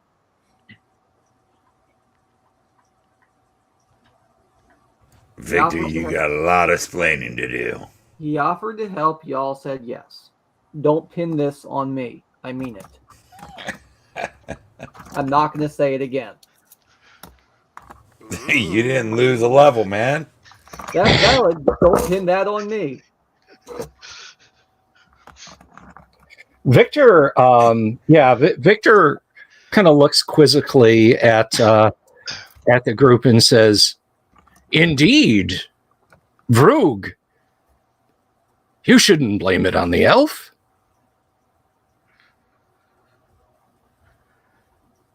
Victor? Why, I don't think you should blame it on him at all. Victor? Yes? Shut up. If I may say one final thing, and then I promise you I will be silent. Vroog, I believe it was you who said you would share a drink with me with a death. With a killing, was it? If you killed, not if you caused to be killed. I understand completely. He reaches into his vestments and pulls out not a symbol of Heronius, and starts to, he points at you and starts chanting. Can I stab this dude? I'm just going to stab him. Okay, so Vrug is surprised by this for for a bit. You are not. You are not at all, Grimsby, and you're only a little bit surprised, Sir Standard. So, Grimsby, roll initiative. Woohoo. Make it count. 4. That's a good one. Yeah. All right. Can I make my dagger roll? Oh, absolutely. You have a 19 dex. You can go before him. I'm going to order my men-at-arms to kill the hireling. Ah, crap. Okay. That's Men-at-arms turn on the hireling. Kill the spat! That's a 10 plus if I get it behind from behind. You don't. I mean, he's you know. Yeah, Can I get a stop him casting a spell? I'll deal with you in a moment, rattling. Can I get a It's just rattling to you. Hang on a second. Let me see. Does anyone have a player's handbook open? Nope. Yes. Okay. I do. You want a cleric spell? What cleric spell do you want? Bill? Hold person. That's what I was afraid you were going to say. How many segments to cast? What level spell is that? There it is. It's, it is 5 segments. 5. It's a 5-day spell. It takes 5 It's a days. 5-day. It says right here, 5 days. We, It's 5 segments. have- spell, 5 segments. yeah, we have a couple of times to try and hit him. Yeah. Yes. 5 segments. What is you're attacking with longsword, correct? That is a speed 3, I think. Yep. All right. So you can swing on him twice. Once on the well before, and once on the execution. So go ahead. You want both? Might as well. All right. One is a 16, one is a 17. 17. Let's see. That is the most likely to hit. Now, he is not getting any kind of dex bonus, and you're a fighter 2, correct? I am a fighter 2. Fighter 2. Same table. Yeah, same table. 17. Unfortunately, while casting. I'm sorry, what? He doesn't get his shield bonus while casting. Or his dex. All right, so let's see. I don't think he had a dex. Yeah. Nah, he's got a mouth. That's his special ability. Yeah, Okay, so the 17 will hit him. Ha! All right. If that rule applies to me and my casting of spells, it applies to the cleric too. Oh, certainly. 4 damage. All right, so you slash his arm. His spell is spoilt. The man-at-arms and your men-at-arms, we're now out of surprise, so let's go ahead and get that going down the list. Vrug, what are you doing? Your men-at-arms. Can I pick up my longsword? Like drop that hand axe, pick up my longsword? Oh, and charge this absolutely. Absolutely. guy? All right, I'll do that. I'll charge the guy with the longsword. Blast him in the face with the shield. And stick my sword through his sternum. Whatever. Robert Phillips says Victor Mudd turned out to be quite a mustache twirler. Yeah, Mudd in Mudd's Women, the first episode he showed up on, was not a nice guy. He was not the clown that he was in I, Mudd, which is still like my second favorite episode of Star Trek ever. Kirk, you can't. It's inhuman. All right. So you're going to try and stab him in the face. Kevin, you want to roll for the men-at-arms, or do you want to roll for the evil acolyte? I'll roll for the men-at-arms. I don't like being evil people. That's fine. I'll leave that to the DM. All right, Standard, you going to continue to hack at him? Of course. All right, Mark, how about Grimsby? Still slashing at his ankles. All right. Let's roll initiative, and I think we are back around to you there, Doomsword. I got a 2. You guys got a 2. He reaches over and raises his billet, but it is slower than your sword, so do that thing to him. I was actually charging as well, so. Oh, that's right. I suppose that goes first. My bad. Yeah, your charge goes first, so this is 2 plus whatever. Yeah. There we go. So 13. Yeah, 7. That's no total of 13 will not hit him. Kevin, you want to do for the men-at-arms? Yeah, I'll do it this time. I have to drop here in a minute, though. I got Sure. work stuff. So. All right. Why did it roll that die? I don't know. I think that's All right. First man-at-arms misses. Yep. 14. I'll have to double check. He's going against chain and shield.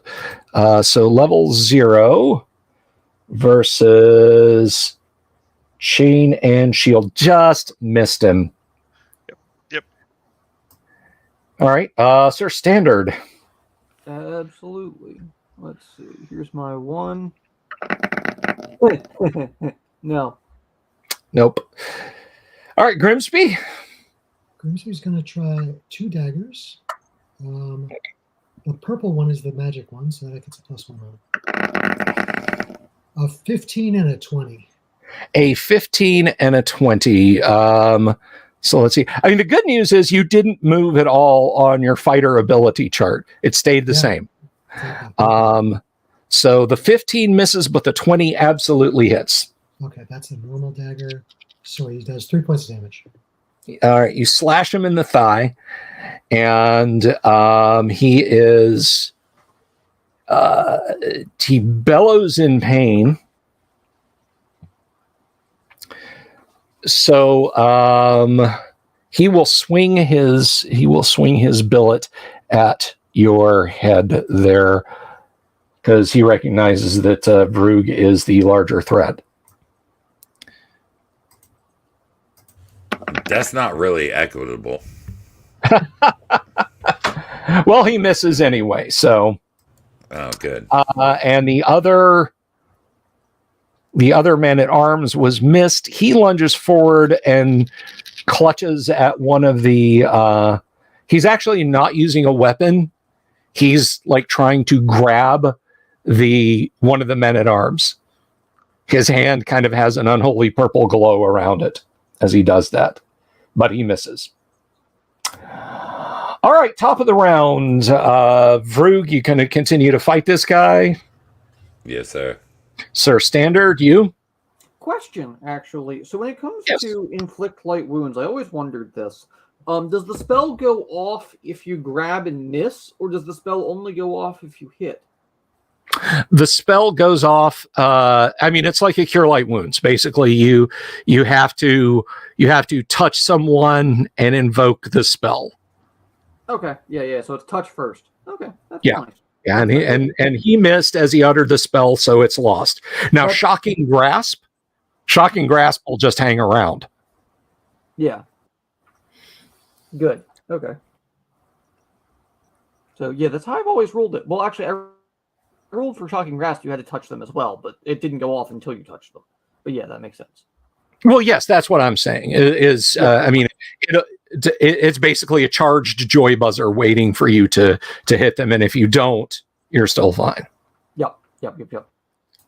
Which led to a absolutely hilarious scene during my my Monday night game where a Rakshasa used Shocking Grasp 4 times on a dwarf. I said he just keeps reaching over and grabbing your character by the head.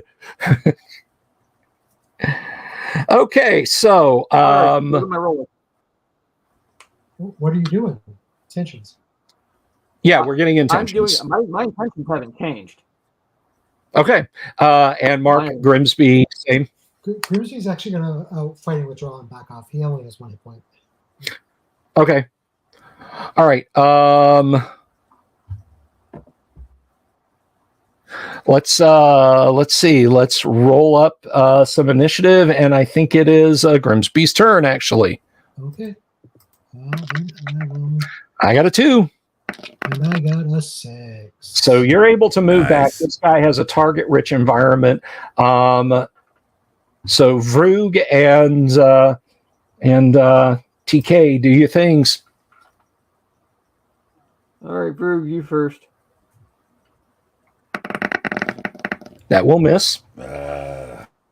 Yep. Nope.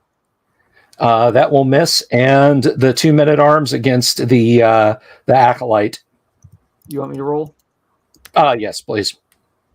Miss and a miss. With their Wonder Twin powers combined. Yeah. Vrug, he misses you, and the acolyte now fighting with his mace misses the men-at-arms. We keeping the same order of operations? Yep. For sure. All right. Initiative then goes over to you. Doomsword. Which you guys will go first. All right, may as well do it to it. All right. God. That will miss. That won't. That will not. That will hit him. 7. So that was 7. Right. How much did Mark do to him? I did 3. 4. So 4 is 11. And Standard, you had hit him before also, right? Correct. Rather 4 or 5. I forget. I believe it was 4. So, all right. So, You want me to roll for the men-at-arms? yes, they're fighting the 18 does hit. All right. G6 for spear. 5.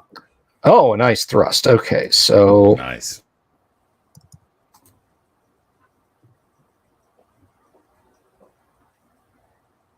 let me see. Because once again,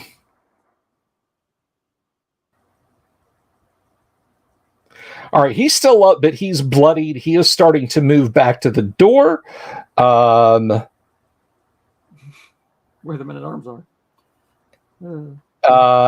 Yeah, he's yelling at his acolyte, who is also bloodied, to win the door. So, same order of operations for the rest of you. What, Mark? What is Grimsby doing? Grimsby will either attack the big cleric or the acolyte, whichever one is coming towards him, because I thought he was going to the door. So the big cleric is you and he are kind of on a collision course. and he'll collide with my daggers first. All right, Vrug going to melee. Standard going to Yes, melee. sir. Going to melee. Mark, roll initiative, please. Okay.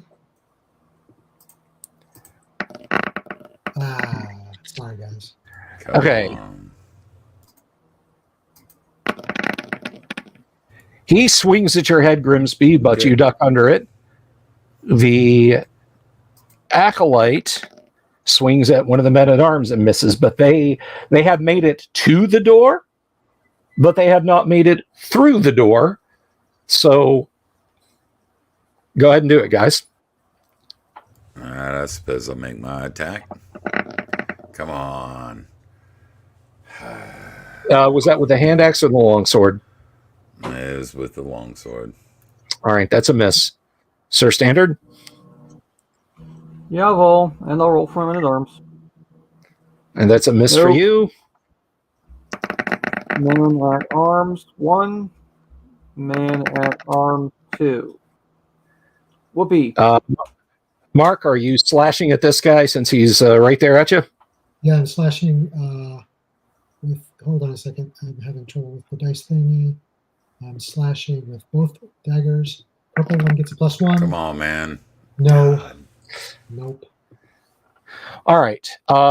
In the new round, the acolyte is moving through the door, and the priest is moving with him. They are. Let me see here.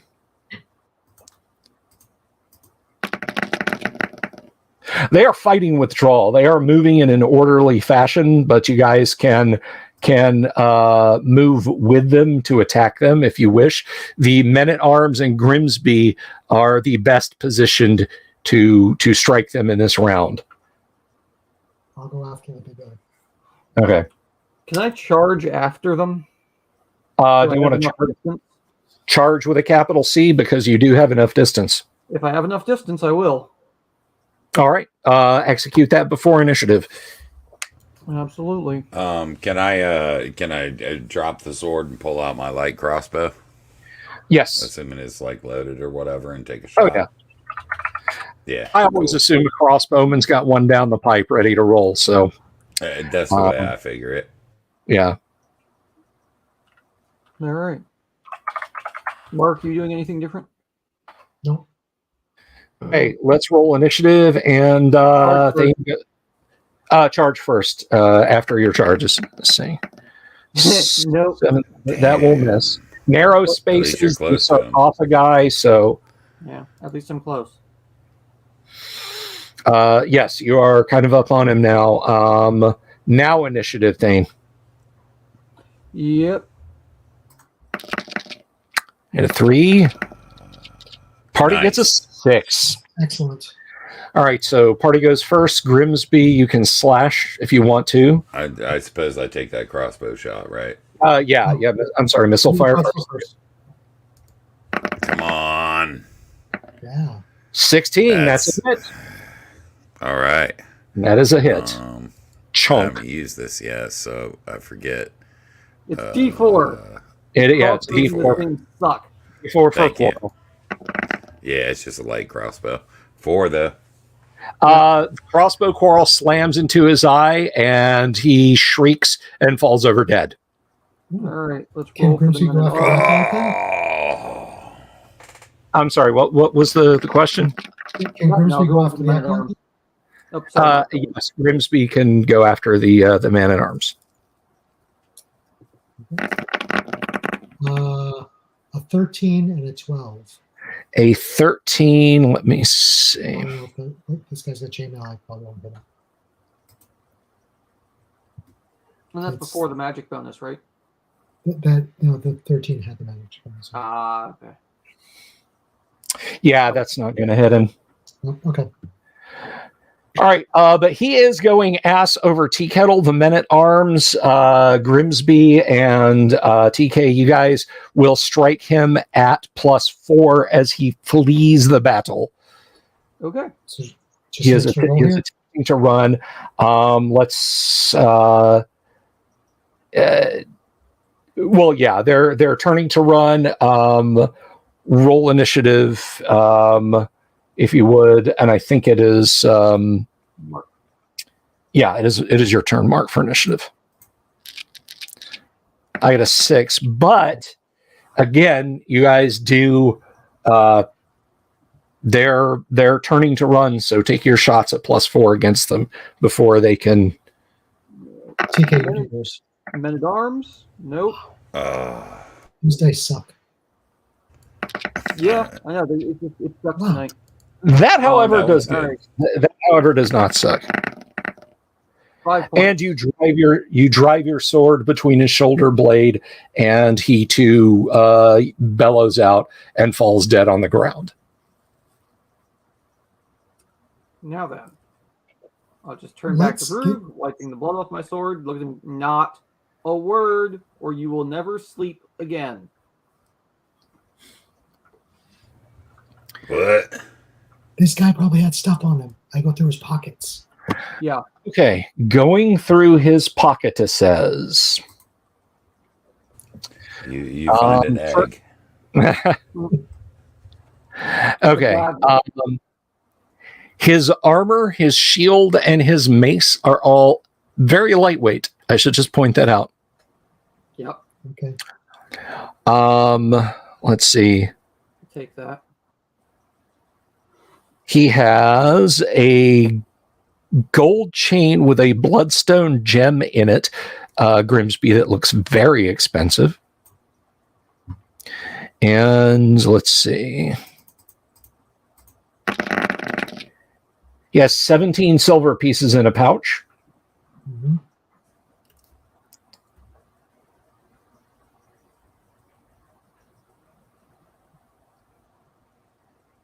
I'm sorry. Evil priests can cast cure light wounds. Interesting. They can indeed. Yeah, they can, just like a good cleric can reverse cure light wounds to cause light wounds or whatever. All right, so I'm sorry, the silver was on the acolyte who had a chain worth 100. The priest, let me see. No, it does say 46 silver on him too. So the priest has, poor Victor. Victor has 14 pieces of silver and the chain with the bloodstone in it. Oh, and Victor he also had. Victor Yes. had. It's in my bag now. They also have apartment keys. Okay. What did the white have? I already told Mark that, but it was a sword, a jeweled dagger, a helm, and a scroll case. That's right. It's Okay. in my bag. All right. Yep. I can't put the armor in my bag. Someone else has to carry that. No, I can carry I can carry that. Rube, you can carry that. Just don't wear it. Grimsby I'm made sure to carrying carry the Tonsil. jewels and all the fancy Yep. stuff. Yeah. No, I'm taking Victor's head as well. Fair enough. Oh, I am taking the dwarf and the white and burning them both. All right. Outside. No, I'm burning them inside. We're leaving. Yeah, Grimsby's going to go back up the stairs because he's going to choke on all the smoke. Yeah, the smoke does very quickly begin to fill the chamber. So, Vaughn, Victor had plate mail. Victor had plate mail. So you guys get outside and you see your men at arms, and there's the other acolyte, and he kind of raises an eyebrow when he sees you guys coming. Acolyte. Hold right there. You got two options: surrender or die. There's probably only one option.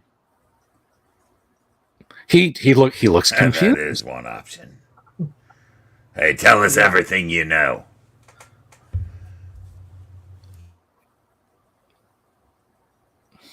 Well, then I'll take a leg. I'll move forward with my hand axe. Okay, let's roll initiative. He realizes that the jig is up, and he's actually, let's see. Is Standard going to attack him, or is Grimsby or the men at arms going to attack him? Oh, I'm completely. But he still has the option surrender now. I'm going to call for his surrender. I'm going to implore him to surrender. Grimsby's staying out of it. He doesn't want to risk his one hit point. Yeah. Okay.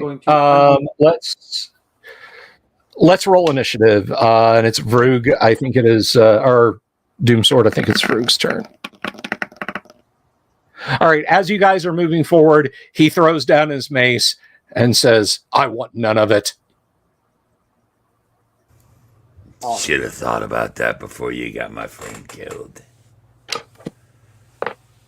Now, to be fair, this time was not his fault. Let's talk this out like reasonable individuals. He didn't kill our men at arms. He could have.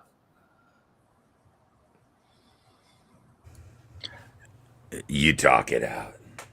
Absolutely. I'm going to keep this charade up for as long as humanly possible until we're in the keep, DM. All right. Once we are in the keep, I'm going to frog march him to the constable. Okay. He says, clearly, Victor's ill-conceived plans went awry. I warned him about becoming entangled with an organized cult. You're upset, I can tell. If you will simply allow me my horse, we'll part ways and you'll never see me again. Nope. You'll never Sorry, see bud. daylight again. Sorry, but you can die by us, or you can at least report to the constable, and they'll, they can give you community service or something else. But I see. Well, if that's truly what you feel compelled to do, who am I to argue with the beings of order? it's the lawful process. Let's away. All right, and then presumably you all mount up and start heading back to the keep. Yes. Yes. Yeah. Keep an eye on this guy. All right. Yep. Yeah. We have, we can keep 4 spears on him. It's not like he can go anywhere. Sure. So you guys get to the mouth of the ravine and mount up your horses. And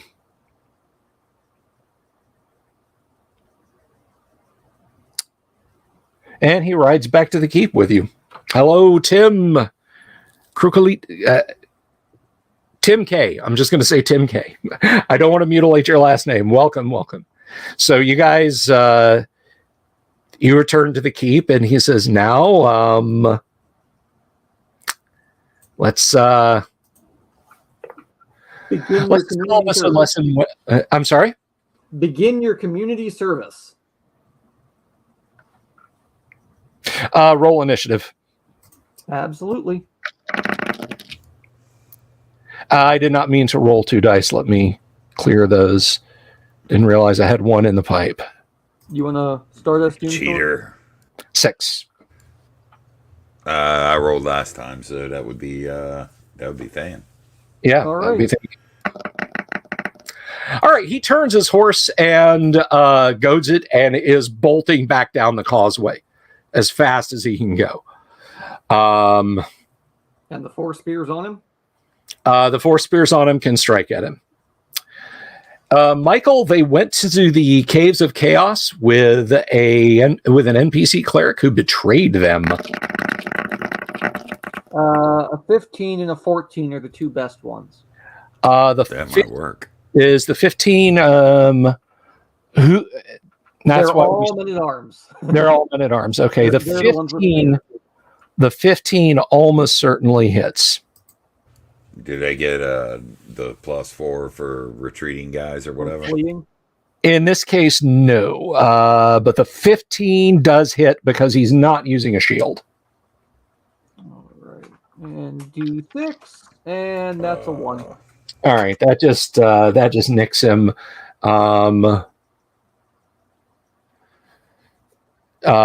Fred, one of the guards, calls down. What's all that nonsense out there? What he forget his mess kit at the caves or something? Hit him with the trebuchet or the ballista. He's a traitor. If you can hit him from there, I'll buy the whole garrison a beer. Okay. He blows a horn. Now we have to look in the Dungeon Master's Guide. They are. Do you hear a clatter? They're not even opening the gates. You hear a clatter of siege machinery.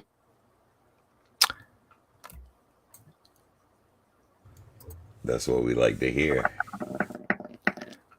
Unfortunately, the bolt just arcs off into the distance as he reaches the main road and is turning left, going back in the direction of the the caves. All right, Sonny Jim. Okay, so we will have to calc up some XP because you guys did take down a fairly high level NPC, as well as the white, as well as getting some treasure, which you guys will have to identify. Do you want to do the treasure identification now? Yeah, I'm good with that. Pearls. Okay. Also, gents, if you want me to identify this, cough up. I need money for said pearls. I got money in the bank. I got money on my person too. Try to take it. I've got $100, and sadly, it'd be $100 for a pearl, and I don't want to be down to nothing. Yeah, I got 480, 480 gold in the bank. I mostly carry platinum and some gold. I got more gold than that, but you know.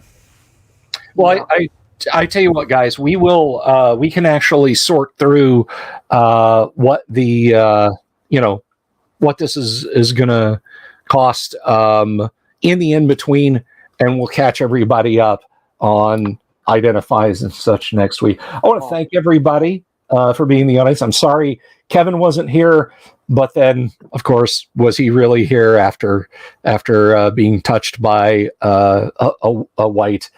No. So hopefully next week that sucks. Sucks the light force right out of you. Hopefully next week Kevin can roll up another character. Vroog, who knows? Maybe you got enough XP to just level right back up. We'll have to see. Or maybe they got restoration for me or something. All right. So next week we will be back on Tuesday to continue the AD&D game tomorrow night. Now, don't forget, because actually you pointing in the wrong direction, you will be here, Doomsword, playing some Gamma World. One Gamma World with us tomorrow night. Thursday night, we have very special guest Tracy Lesh coming on the show. As for Thane and Mark, we'll see you guys next week on the show. Thank you very, very much for the supers, Wenger, Vaughn, and Cornelius. We greatly appreciate those. Every little bit helps around here. So until next time, ladies and germs, thank you all for being here on the Delver's Dungeon.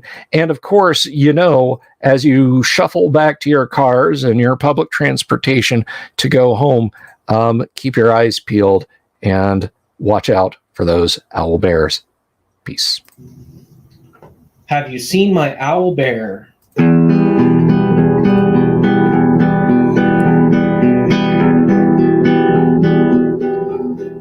Here's to all the weirdos everywhere in the woods and in the air. Have you seen my owl bear?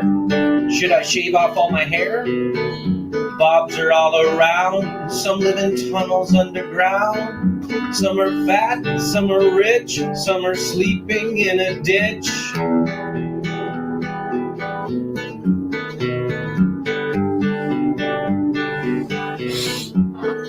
Can you ride a crooked horse without a saddle way off course? Naked as a toad, all the way to Smoky Joe's. Have you seen the little creep driving fast in his little green Jeep? He smells like fish and brandy, but his rotten teeth look dandy. Take me to the show, I don't care if fast or slow. From action flicks to dancing dicks, just take me to the show.